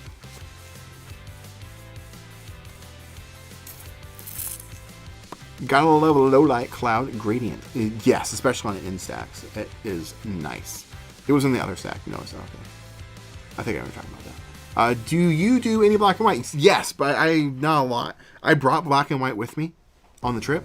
I brought Instax black and white, and I also brought a couple packs of black and white Polaroid, and even a pack of black and white pack film that someone sent me. And I didn't shoot any of it. But yeah, I typically favor color though. I wish you could see the scale of this. A person would only be at the dude's ankle. This thing's huge. This was huge. Yeah. Just, I think it's in Missouri. Was this in Missouri? Or Oklahoma. This is probably Oklahoma. Yeah, I think that's Oklahoma. And then we got Pink Elephant, it's called. And then there's the Pink Elephant. Yeah, it's an antique mall, but it has like an ice cream shop and food. Pretty cool. And there's like a candy shop next connected to it as well. This is actually in one of those neon sign parks in Chicago. I was screwing up that framing so bad in the very beginning. This one came out pretty good. This is in that neon park as well. This place was super cool. This is part of it. It was, again, one of the only days that we had that was kind of crappy weather. But he taking pictures of this, and this random guy comes up and is like, "So where are you from?" We're like, "Oh, Portland." And he was just like, "Oh, cool, come on inside." I'm like, he owned the place, and we just went inside, and it's just like I think it's called The Stop. That's the name of it. And he has this Coca-Cola memorabilia all over the place in there. Really cool guy. I got a picture of him on a Polaroid. You'll see when I get to the Polaroids. Tried this, didn't think it'd work, but right here you can kind of see my shoes. This is original Route 66 road. The bricks, the original bricks. Cozy Dog Inn. There were contenders for the what do you call it? The invention of the corn dog, supposedly. Yeah, so I had to go there, compare it to the one that also claims to be the inventor of the corn dog. Here in where I live, there's one near me at the Oregon coast. And I gotta say, it was pretty good, but the one by me, Pronto Pup, was better. It was better. And also, look what I found. What family video still exists? It was an actual place. It was still up and running. Where was that? It was next to Cozy Dog. I can't remember where Cozy Dog was.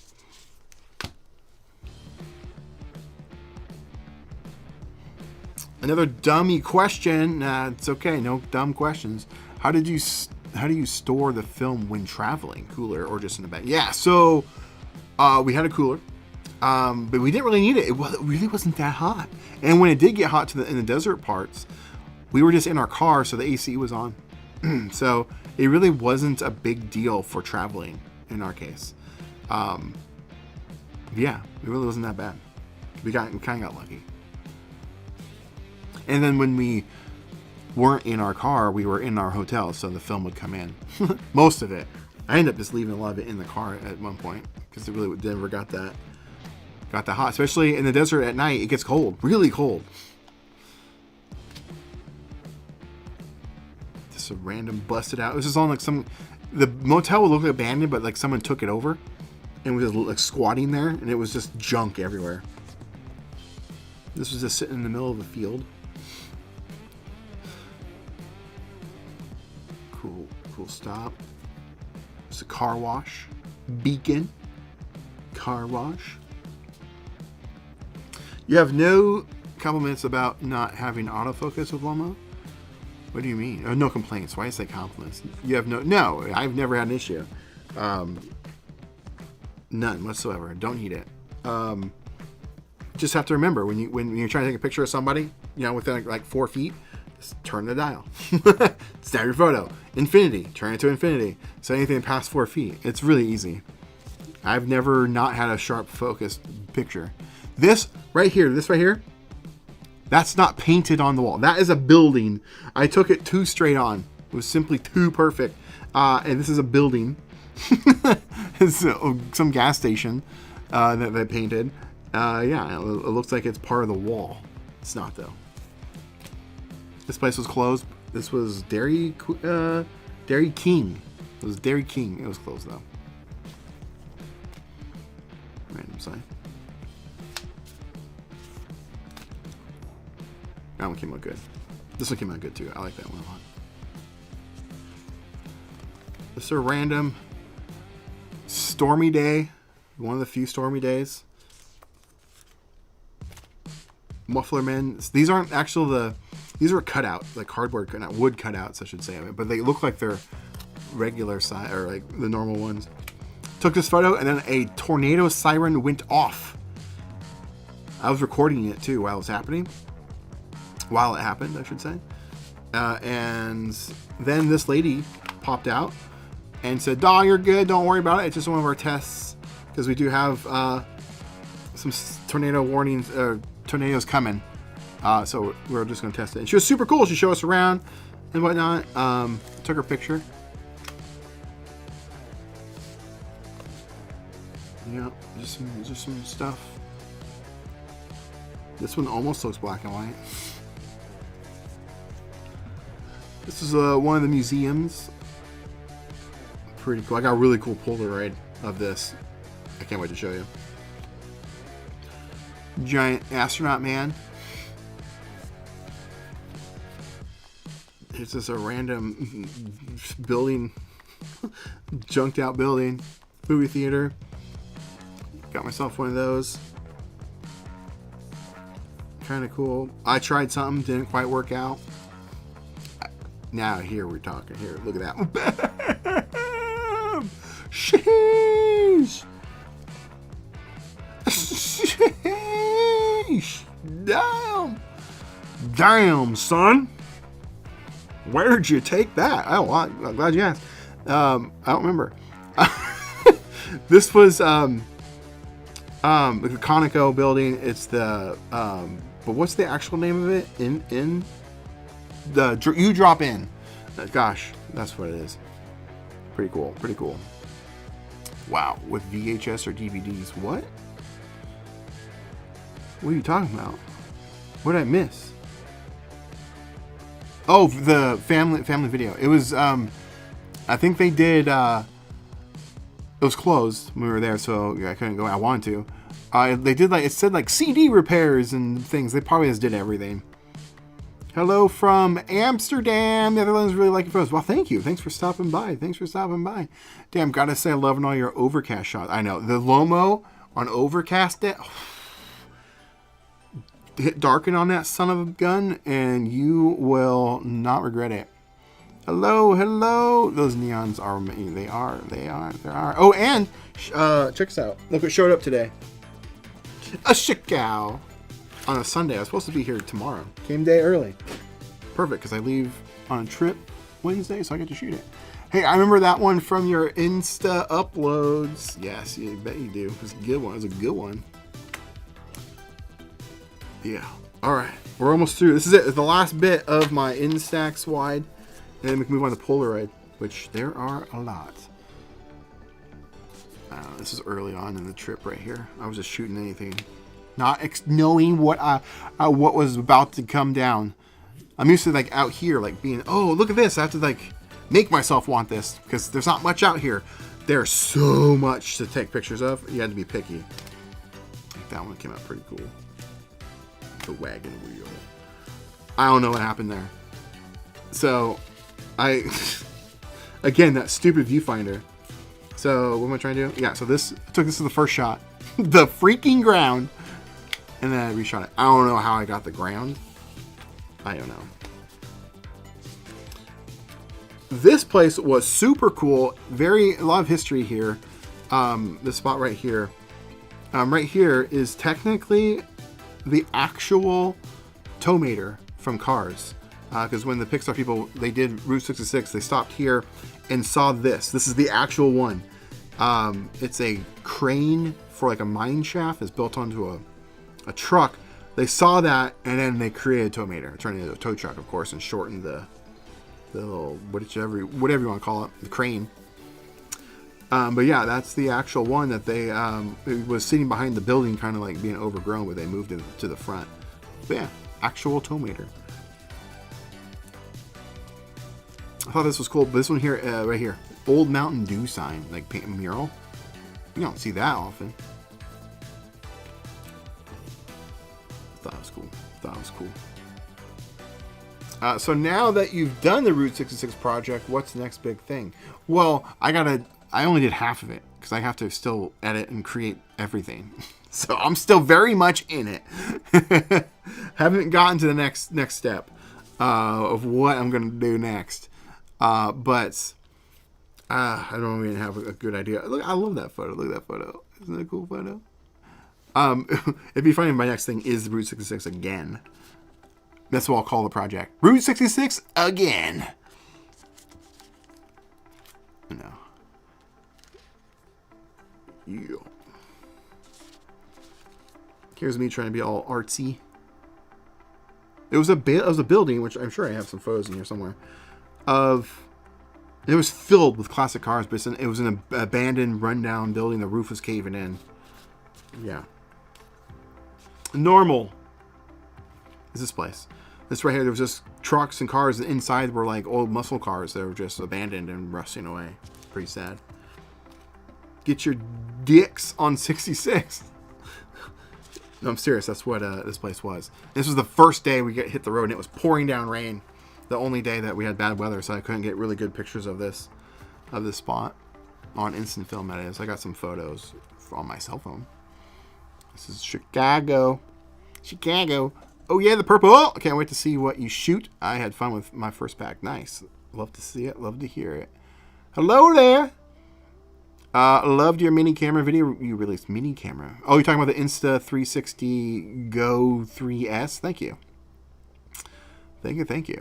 Also 597 instant photos. I put Polaroids just because, title, searchability, keyword research.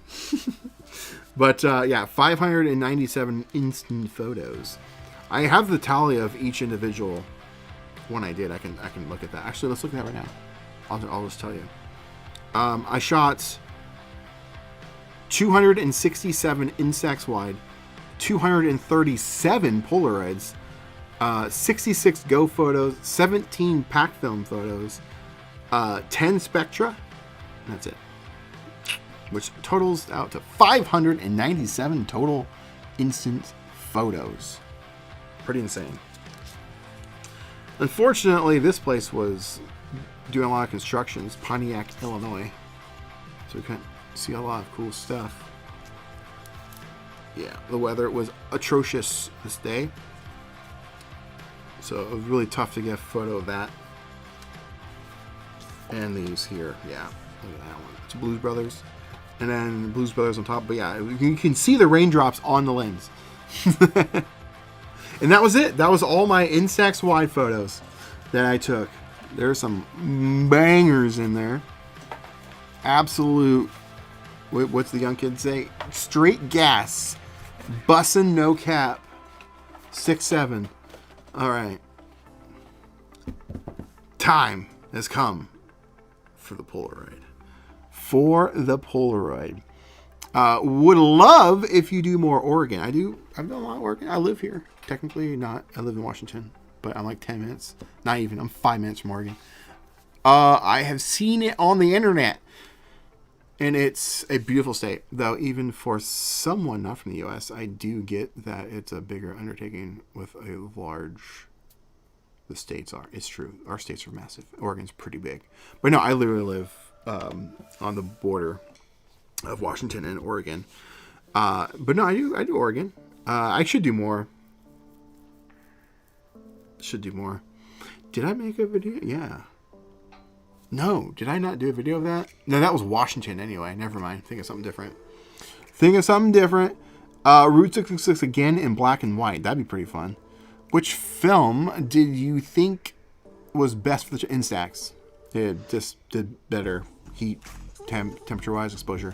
But as you'll see, the vibes of Polaroid, it's still worth it. You said you shot some Spectra. Have you tried the Spectra to I-type conversion? I have not. I have not tried that. I'm working with somebody trying to make it happen. But no, if you weren't here earlier, I spoiled something. But I got some film from Retrospect they gave me when I was there to shoot. All right, it is time. Speaking of Retrospect. I'll show the first photo. This is probably the first photo I took, maybe, of the entire trip. No, it wasn't. What am I saying? But this is Corey, owner of Retrospect. If it looks so glossy, that's because I put it in a sleeve. What? Yes, I have sleeves. Go buy my sleeves. The link in the description. Protect your photos, especially in this case where you get like a signature from somebody. It will keep the signature from getting scratched up. Now, pro tip with these though, I would wait, a day before you sleeve them up. So they can fully dry. If you don't, nothing gets damaged at all. It's just it won't become sticky, but how do I explain it? I'm sure you've known it where sometimes you've had to like peel your photos off. You ever experienced that? Like peel them apart off of each other after shooting. That's because they were in an area where they couldn't vent out and dry. Because there is a wet chemical in there. So yeah, just wait like a day before you sleeve them up. You can still put it in immediately. It won't damage anything, but you have to like put your finger in like this and like separate it from it sticking to the plastic, and then you have to pull it back out. Anyway, go buy some sleeves. Link in the description. But yeah, here's Corey and myself after we did the grand tour. I guess I should just show these then. They're right here. Here's Caleb in front of Roy's. These ones I posted already. That's why they're already out. Look at that one. This is with a fisheye lens. Pretty cool. Roy's through the classic window. This one's a little too dark. I think I darkened it slightly. Yeah, this one I darkened for sure too, because it was in like harsh direct sunlight. This one, look at that one. See, it was a little warm this day, so this one, I don't know if it's coming across in the video, but it's a little pink, just on the verge of turning pink. So it actually just has kind of a purpley look, and I personally love that look. Yeah. And then there's that one. Look at that. Woo! The vibes are immaculate with Polaroid. Indeed. All right, let's dig in. This was probably the first photo I took of the trip, actually, which was the start sign of Route 66. Oh yeah, look at that. That's Pink Elephant. This is also Pink Elephant. As you can see, these are actually starting to take just on the verge of turning kind of pink magenta, which I don't mind at all. Where did I shoot this? Okay. I shot some with the Killer Acid camera. Great shots. I'm gonna do an entire video with on that camera. Seeing, here's a big boy. I used a fisheye lens for that one. This is with the Killer Acid, actually. Like I was just saying. This is the Gemini Man. I'm actually going to set that aside so I can keep the killer acids together. Killer acid shot. I'm pointing that out because this is a box camera. Not an SX70, not a glass lens, plastic lens, and it does such a good job. Oh, here we go. So this is what happens, what I was talking about.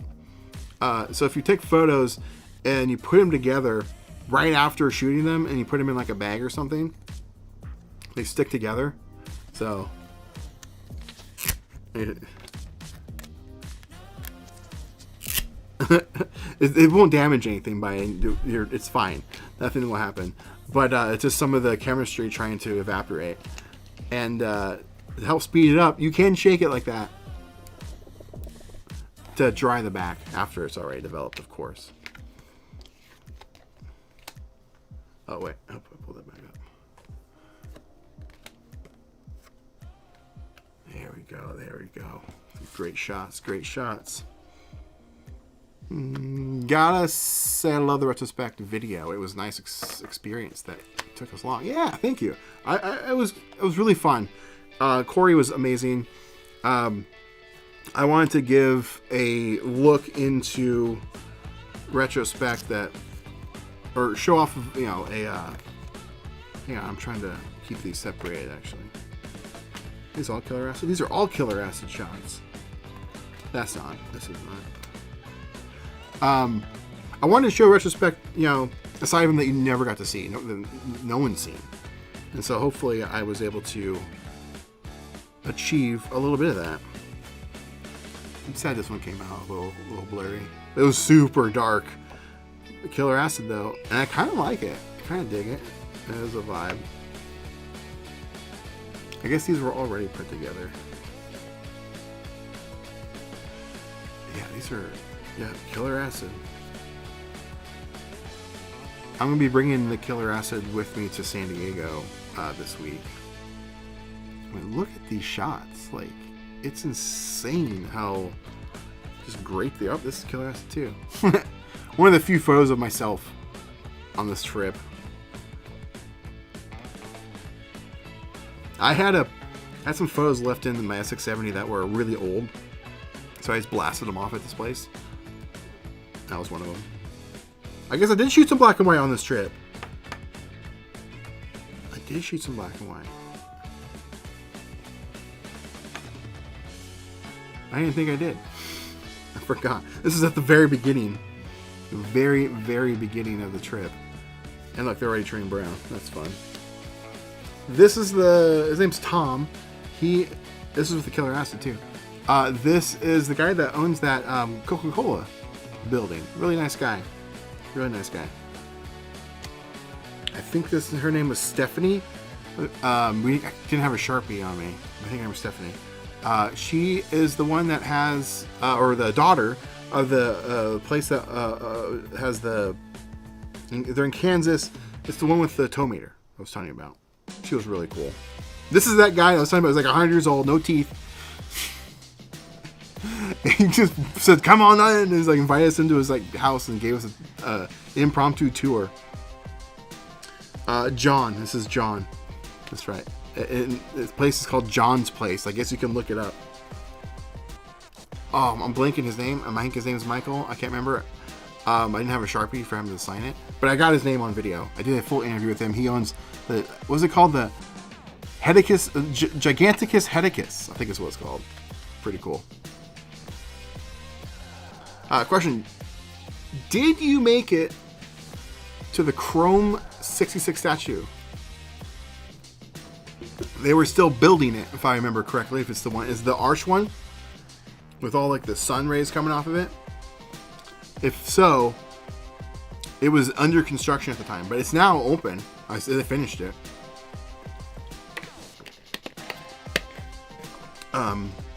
Yeah, I did go there. Did I take a phone pic of it? I can't remember. But yeah, I'm pretty sure. Oh, here we go. Here's a cool sneak peek of a video coming up that will be separate from the series. A video on duochrome. I shot duochrome while on this trek. I shot yellow, obviously. Yeah. Yeah. Yeah.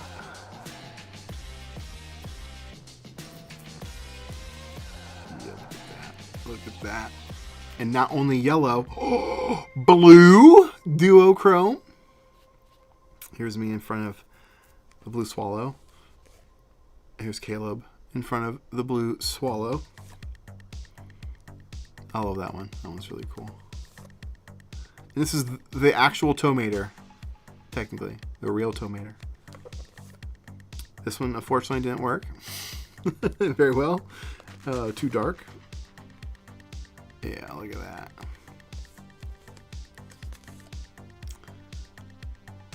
Yeah. And that was it. That's all I got to shoot. I also brought green and pink, but I didn't get to shoot those. Love the Killer Acid strap on the case. Strap on the case? What do you mean? Oh, yeah. I'm talking about. I would use it as a camera strap sling for the camera itself. That is a good idea. Whoa. Yellow, always my favorite. Yellow came out really good. The blue ones I thought came out great too. But yeah, I still have green. I might bring green, maybe pink with me to San Diego. We'll see. And then these, I was trying to get like the different badges on the ground. I was trying to get one for each state. Problem is, each state didn't have one. So I couldn't finish it. This one was technically Illinois. Oklahoma, I only ever saw it once. It was towards the end. I immediately slammed the brakes, pulled over in the middle of somewhere, and I had to like run and go get it. This Route 66. I wanted to have all of them like in a frame, but sadly was not able to do it. This one technically doesn't exist in New Mexico. This is inside a place that's still under construction, but you could kind of walk through. So this is painted on the indoors, but it kind of looks like, you know, the right thing. Texas didn't have one either. This is painted outside a business. And then that was it. And then this one I found for they did the 100th anniversary. I think this was California. But yeah, they didn't, not every state had those, which was unfortunate. Wait, I don't know. I think I got Killer Acid mixed up. No, I didn't. Good. I'm trying to get things organized while I'm here. That goes there. Okay. Alrighty. Oh wait, I already scanned. There's 3 of these I've already scanned. Okay, those ones are scanned.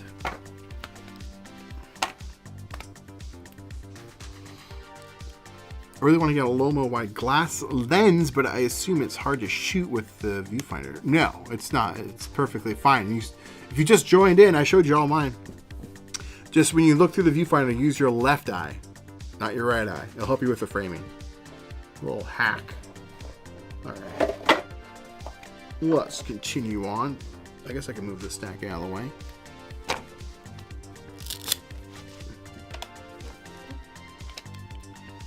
Here's a shot I got from California when we got to the pier. Well, at sunset. Didn't really come out the greatest. See, some of these are still stuck together.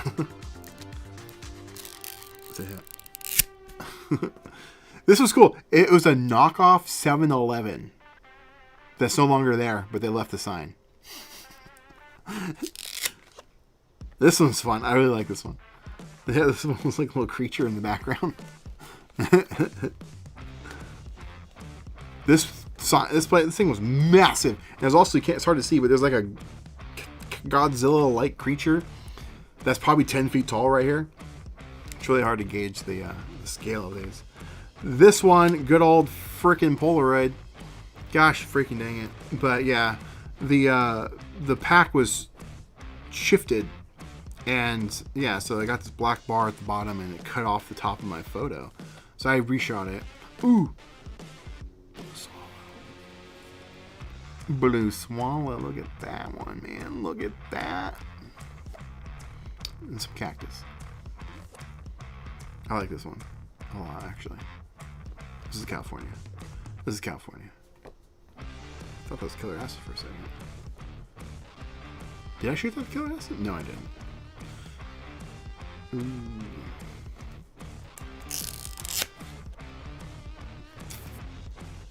Going through different temperatures in the mountains and different ranges doesn't help either with the photo sticking. Moisture builds up.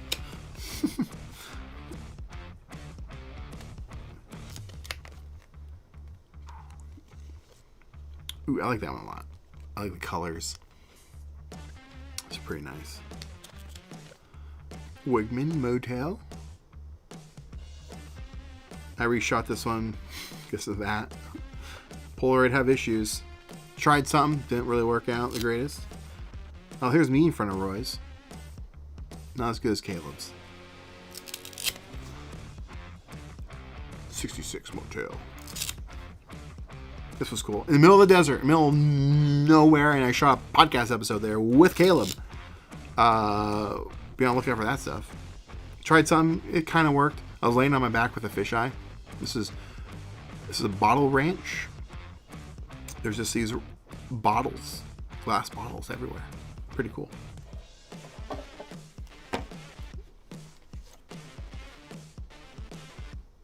Yeah. Oh, this is also at the bottle ranch. The sun's right there, and I tried something, but it didn't quite work. Oh, here's Caleb and I at the very end after doing it all. Look at that. Wow.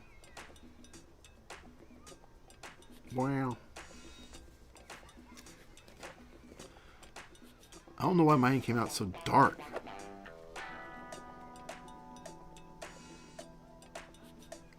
Pretty good. I shot this twice because originally I was like, what is this? I was like, you couldn't even see the picture. So I reshot it, but I didn't need to. I don't know what the heck. It like fixed itself. Even though there is a random like lens flare in the middle. I don't know what happened there. Polaroid, you know? I like the colors of that one. That one's pretty cool. Which camera did you use for these ones? So these have all been SX70. Yeah, these are all SX70. Killer Acid, I thought I had more of those. They must still be in here coming up. But yeah, these are all SX70. And these were actually all shot with the camera that Retrospect refurbished for me. The one I did that video about on. This was an impromptu night thing we just decided to do. We decided just to walk around this area and shoot some neon at night, which we normally avoid. We try to do like twilight type stuff, but we decided to give it a shot. Mine didn't come out as good as Caleb's. He was nailing it. This was probably my best one. His were like absolute bangers. His one of this, whoo, I mean, it was really good. Really good. Hard to tell, but right here you can see a bunch of motorcycles lined up. And they're doing the Route 66. We met so many people that were just doing Route 66. Just driving the whole thing. Pretty sure we met a cult leader too. Originally it was a joke, but I don't know. I'm kind of believe in it.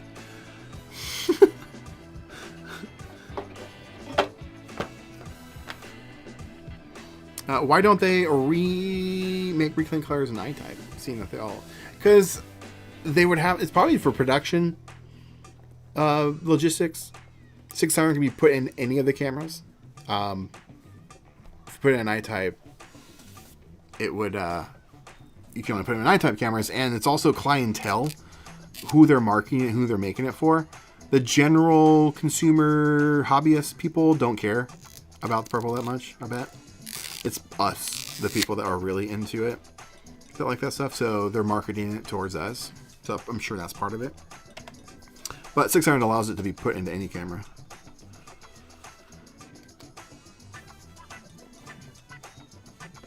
It's alright. We'll use the fisheye. Oh, I use the fisheye in here too. Caleb and we're in some abandoned, run out, trash building. Yeah, that one's cool. This is Killer Acid, isn't it? I'm pretty sure I shot this with Killer Acid. I'm pretty sure I shot that. I'm gonna set that on the side as that maybe it was Killer Acid. I'll have to look at the tape and watch it back. It's a windmill.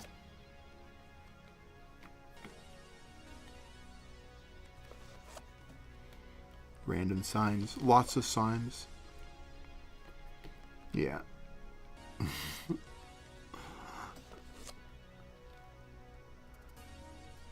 I got some good ones.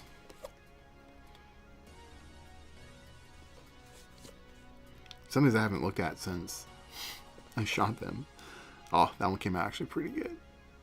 It's in the shade. So I'm surprised that it came out like that. It's so good, actually. We were 289 miles from Los Angeles. I should have took a picture of the other side. The other side had the miles that were to Chicago. And I don't know if I got any video of it either. Missed opportunity there. Here's that town that was run by donkeys. We left the town, and then there was more on the outskirts, and I pulled over to take a picture with an Instax Wide, which I showed earlier, but then this guy just came out of nowhere and stuck his head in the car. I'm bummed that there was a shadow from the car, like the frame of the car. It's because it's casting right over his snout there. But it's pretty cool. I got a cool 360 photo of that. This is in the actual town. I got some donkey pictures. This was an Oatman. Yeah, I pulled over to take a picture of this with the Instax. SX70 is still king. It's still pretty good. Definitely pretty good. Shamrock gas station is iconic. It is. You drop in. Oh, wait, no. Yeah, I know what you're talking about. Shamrock one. This is in LA. This was a fun place. Roadkill Cafe. You kill it, we grill it.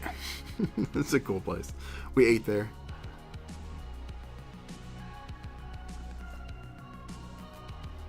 I thought that was fun. Oh yeah, here's the Roadkill Cafe.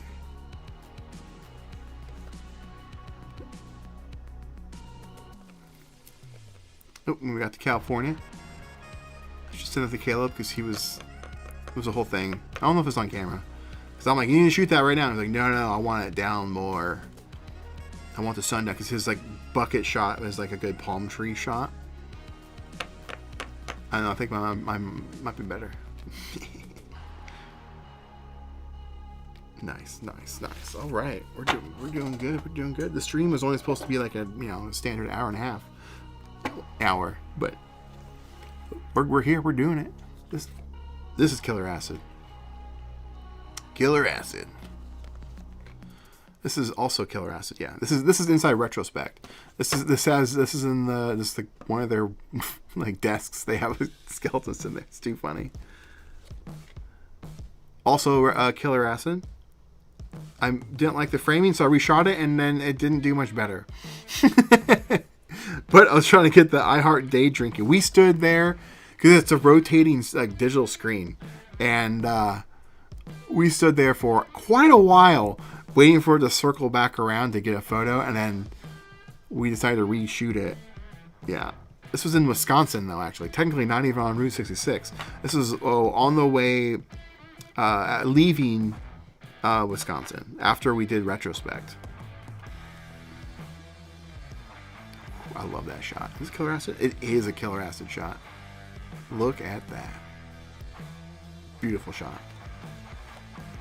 Also Killer Acid. This is inside Retrospect. I nailed the centering, and yeah, I nailed that. There's some of their cameras. They were just putting this up on their showroom floor or their retail shop. Killer Acid again. It's just a random castle. Oof, yeah. Look at that one. Killer Acid, by the way. These are all Killer Acid. Yep. that camera can just, it brings the heat. All right, this is, I guess I shot a little bit more black and white than I thought. These are SX70. That didn't work at all. I think this was old black and white, I think. Yeah, I had to reshoot this one because the film was all shifted. Oh yeah, skate around, yeah. Rico Mania, for those that know. So these are back to SX70 shots for these, right? Yeah. Yeah. Do you think we could convert our SX70s? What do you mean, like to 600? SX70 film has better contrast, I heard, and not anymore. There's no point. I already done a video showing that off. SX70 is the same formula as 600, so you'll get the same results. They add a tint to the film. So if you take an SX70 photo, you're willing to sacrifice an unshot one, so pulling it out of the pack. Pull one out, and then you cut it open. You'll see that there's a black tint over the film. You can just rub it off. Typically, when you pull out a photo, color photo, it's brown, right? I'm sure you've seen that, experienced that. But when you pull an SX70 modern out, it's dark. It's like gray, black. So yeah, so they just tint it to cut down the exposure, but it's just 600 film, just exactly the same. So yes, convert your cameras. There's my reshoot. I had to reshoot it. It's just too perfect. It's too perfect. Even though the exposure on the other one was better, I think. This was a place that was like a welcome center or something that was getting built. They're bringing in original neon signs from across the country, really. And they're getting put in there. That was it being assembled. It wasn't done yet. Random place in the middle of the desert. I just love the clouds and everything on that one. It's really cool. Ooh, that one too. It speaks to me. It speaks to me. Oop. I was checking to see if it was killer acid. It's not. And then I threw it.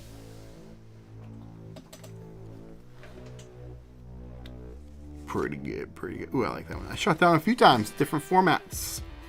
Learned my lesson. This is the Blue Swallow. More Blue Swallow. That one's pretty good. I like that one. I like that one. Oh yeah, here we go. Boom! Chicago. That's pretty good. Looks really good. I shot so many here. Yeah, this one was too funny. Originally, I thought I overexposed it, so I reshot it. And it definitely came out better. But I probably could have not reshot it. Random building we found. Cadillac Ranch. This one was, I thought that I shot that with killer acid. I need to review the tape. This is the Freddy Krueger like song, I guess, if you want to call it that. Yeah. No, that was inside. Was it inside? I can't remember. 3-4 lock your door. Oh, it is. This is the Freddy Krueger one. If it was just written on the side of a building. I'm pretty sure this was with the killer acid. I'm gonna set that as a maybe. Here's a killer acid. Misframing. That one was giving me some little trouble too. And these are all. I kept overcompensating the wrong direction. Yeah, killer acid. Killer acid. Great shot. That camera can really bring it. This should be killer acid. Right? I think I only shot round frame in the killer acid camera. And I didn't rate it. I didn't rate it on the back. I'm pretty sure that is. It wasn't. I guess I didn't, because this is with a fisheye lens. Yeah, it's like a burger place. This has this crazy car. So yeah, this one was not. This was a sonar. Yeah, okay. I did shoot one pack of round frame in the sonar camera. I don't know why I shot that, to be honest. I only brought 2 packs of round frame. I wish I brought more. Hey, look, okay, that's killer acid. All right, killer acid.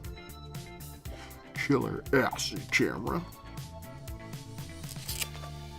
Yeah, these are all killer acid. Oof, killer acid. Look at that. Look at that detail. So good. This one too. Whew.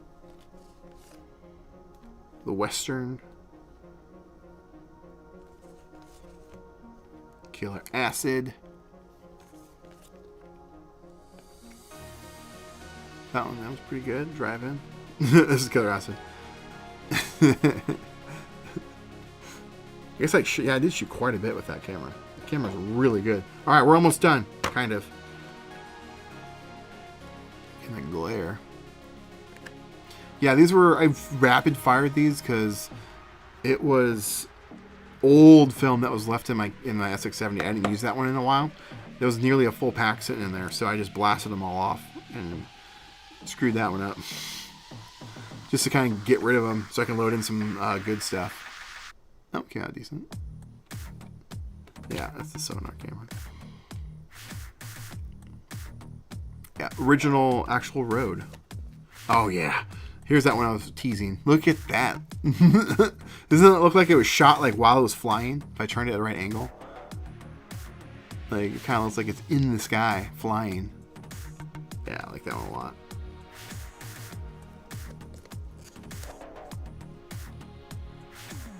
That one's pretty good too.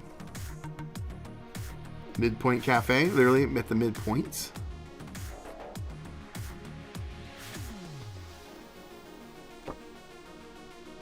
There we go. This is in Chicago right at the beginning.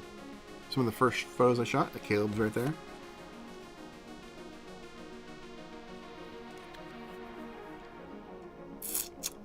Why make a converted SX70 better than 680? What do you mean?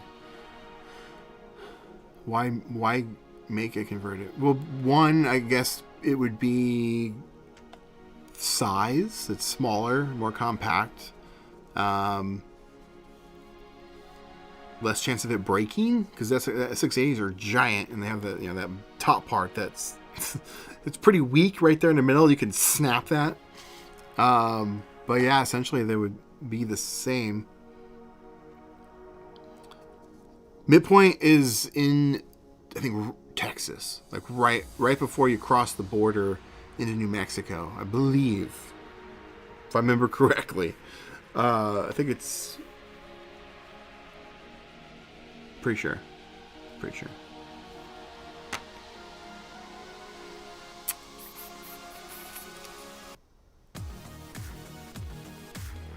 No, I like this one. It has very like Last of Us vibes. I think this is what someone mentioned earlier. Might have been the one I shot with Instax. And then you welcome to Uranus. All right, last stack right here. This is it. This is the last bit of all the photos that I took on Route 66. This was in Chicago. One of the first few shots I took of the entire trip. There's Chicago skyline. I took this because everyone calls me Eric. Okay. Everyone calls me Eric. My whole life, everyone called me Eric. Oh yeah, it didn't come ever again. I tried. That's Caleb right there. See how freaking massive that sign is? It is huge. Private sign, do not read. I love the colors of this one. Look at that sky. It was really cool. Yeah, that's pretty good. This one's meh. Too much contrasted shadows. This one I thought was going to turn out better. I darkened it a little too much. It's just a car with a tree growing out of it.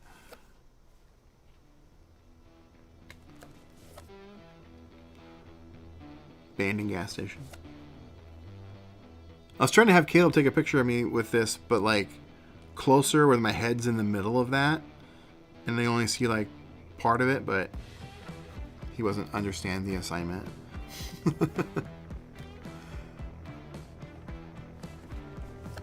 I had to reshoot that one because this is how this one came out. I don't know what happened.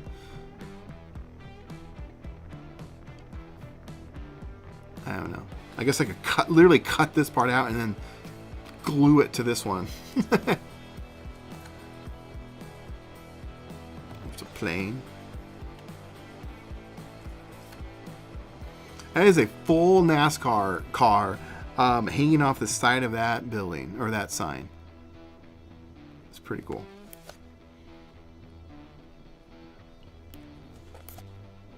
Oof, look at that. Look at those colors. Ooh, look at that one. I don't know what happened there. This is killer acid. Yeah. I don't think I remember even seeing the sign behind it. I was too focused on the Arby's original sign. Here's me shooting the backside of it, and right here I was using a Polaroid photo to block the sun because the sun was right off to the side. I was trying to do something like this to hold it. I think I had my hand here and I had my arm over the top of my head like this. I was trying to look down the thing and block the sun, and yeah, I got the photo in the photo.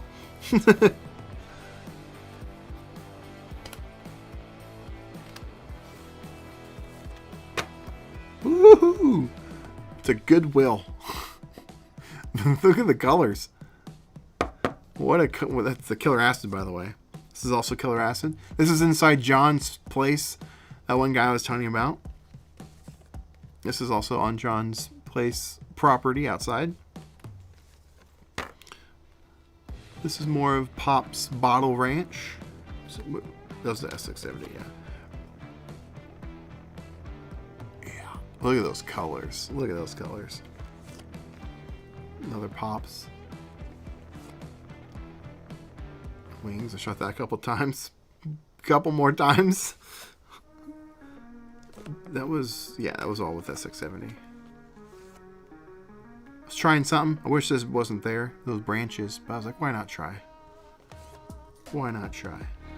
And Caleb walked right around the corner right when I snapped the photo. His came out ridiculously good. Here's some of the Giants.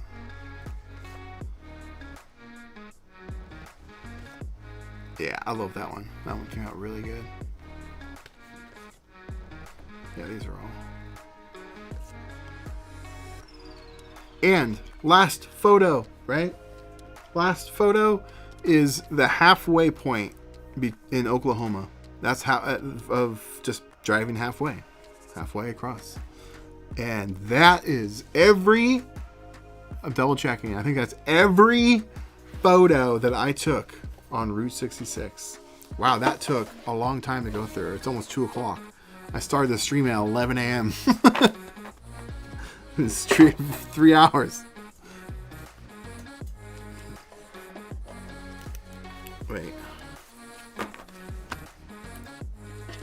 Okay, yeah, that's cool. Make sure I'm getting things mixed up.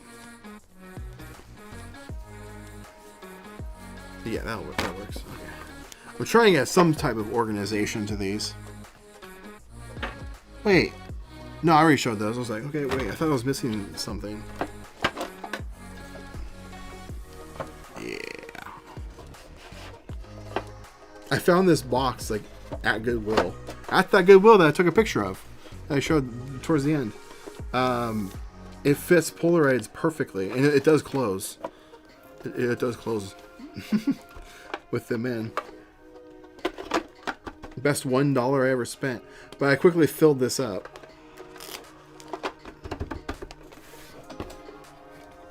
Alright. I need to look into those. Make sure those were them. Cool. Cool, cool, cool. All right. I did it. That was every photo that I took on Route 66. How crazy was that? What a trip. It was a trip. Do you prefer the sonar or regular? Also, do you use any external flash? I don't really use flash, but when I do, I use the Mint flash bar. The thing works really well. I used to say sonar, but on this trip specifically, I started using that just regular manual focus Model 1. I don't know, I guess is what you call it. Retrospect when they refurbished for me. And I fell in love with just manually focusing it. So I like both. Both are great. And the cool thing about the regular one is it's small, a lot smaller. You don't have to have that flash, the sonar mount at the top. So it's kind of a nice trade-off. When does Caleb start his streaming? yeah. I don't know. Never. I tried to get him to do. So not streaming, but like I asked him if he's like, what's your thoughts of like doing your own like content and stuff? He's thought about it, but he's on the fence about it all. So I guess his photos will just appear in my videos and throughout the series, which is another thing I have to manage. I'll need like all his photos. Just the scanning processes of photos is going to be more work than editing the video. I'm not looking forward to that at all. I need to get the book now. Yeah, you do. You can pre-order it. It is available for pre-order. It should be out towards the end of the year, probably the fall is my goal. I'm sure hopefully this summer, but more like the fall. Because one, I haven't even started it. So there's that. So, but yeah, it should be out by the fall. But yeah, I'm going to start working on it when I get back from San Diego, which I'll be back on the 25th. And then, yeah, straight into some work on some stuff for that. And then Route 66 project for the next couple months. Great photos. Now I am more excited for the videos. Well, I will head out. It's very late. Gotta catch some Z's. Thanks for the vids. Appreciate you stopping by. Thanks for hanging out. Make sure to grab some sleeves before you go. I do ship worldwide. Consider checking them out. They are cool. They come with a signed replica photo. There's 5 total photos that you can snatch up. Yeah, you do get them at random unless you buy 5, and then you do get all 5, but you won't get doubles unless you buy more than 5. While supplies last, of course. Yeah, thank you guys. I think it's a good spot to wrap it up. Why isn't that going away? Because I didn't push the right button, that's why. Good spot to wrap up. Wow, that was so much fun. I need to venture into starting scanning these. Maybe I'll make that a live stream when I get back from San Diego. Oh, and there won't be a live stream next weekend because I'll be in San Diego. So no Sunday stream, but I'll be back streaming that following Sunday because, yeah, every single Sunday live here on YouTube, unless I'm out of town or something. If I can sneak in a live stream while I'm gone, I might do that. But I'll be at the Pokemon event, so maybe I'll live stream there. But I hope to see you in San Diego if you're in that area. I'd love to hang out with you. Shoot some photos on the 20th at Balboa Park. More information. Is there? No, I don't have it linked in the description. I don't have it linked in the description, but if you go to my Instagram, you can click the link in my bio. Then there's the information for you there to RSVP and whatnot. So consider going over there and doing it. I'm tired. I'm hungry. I've been streaming for 3 hours. Super fun looking at these photos, reminiscing about the trip.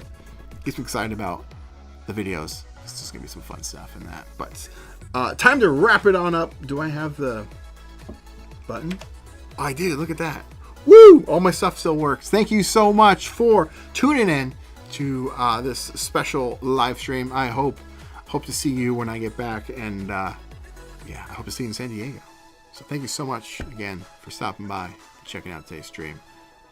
Now get out there, make some art.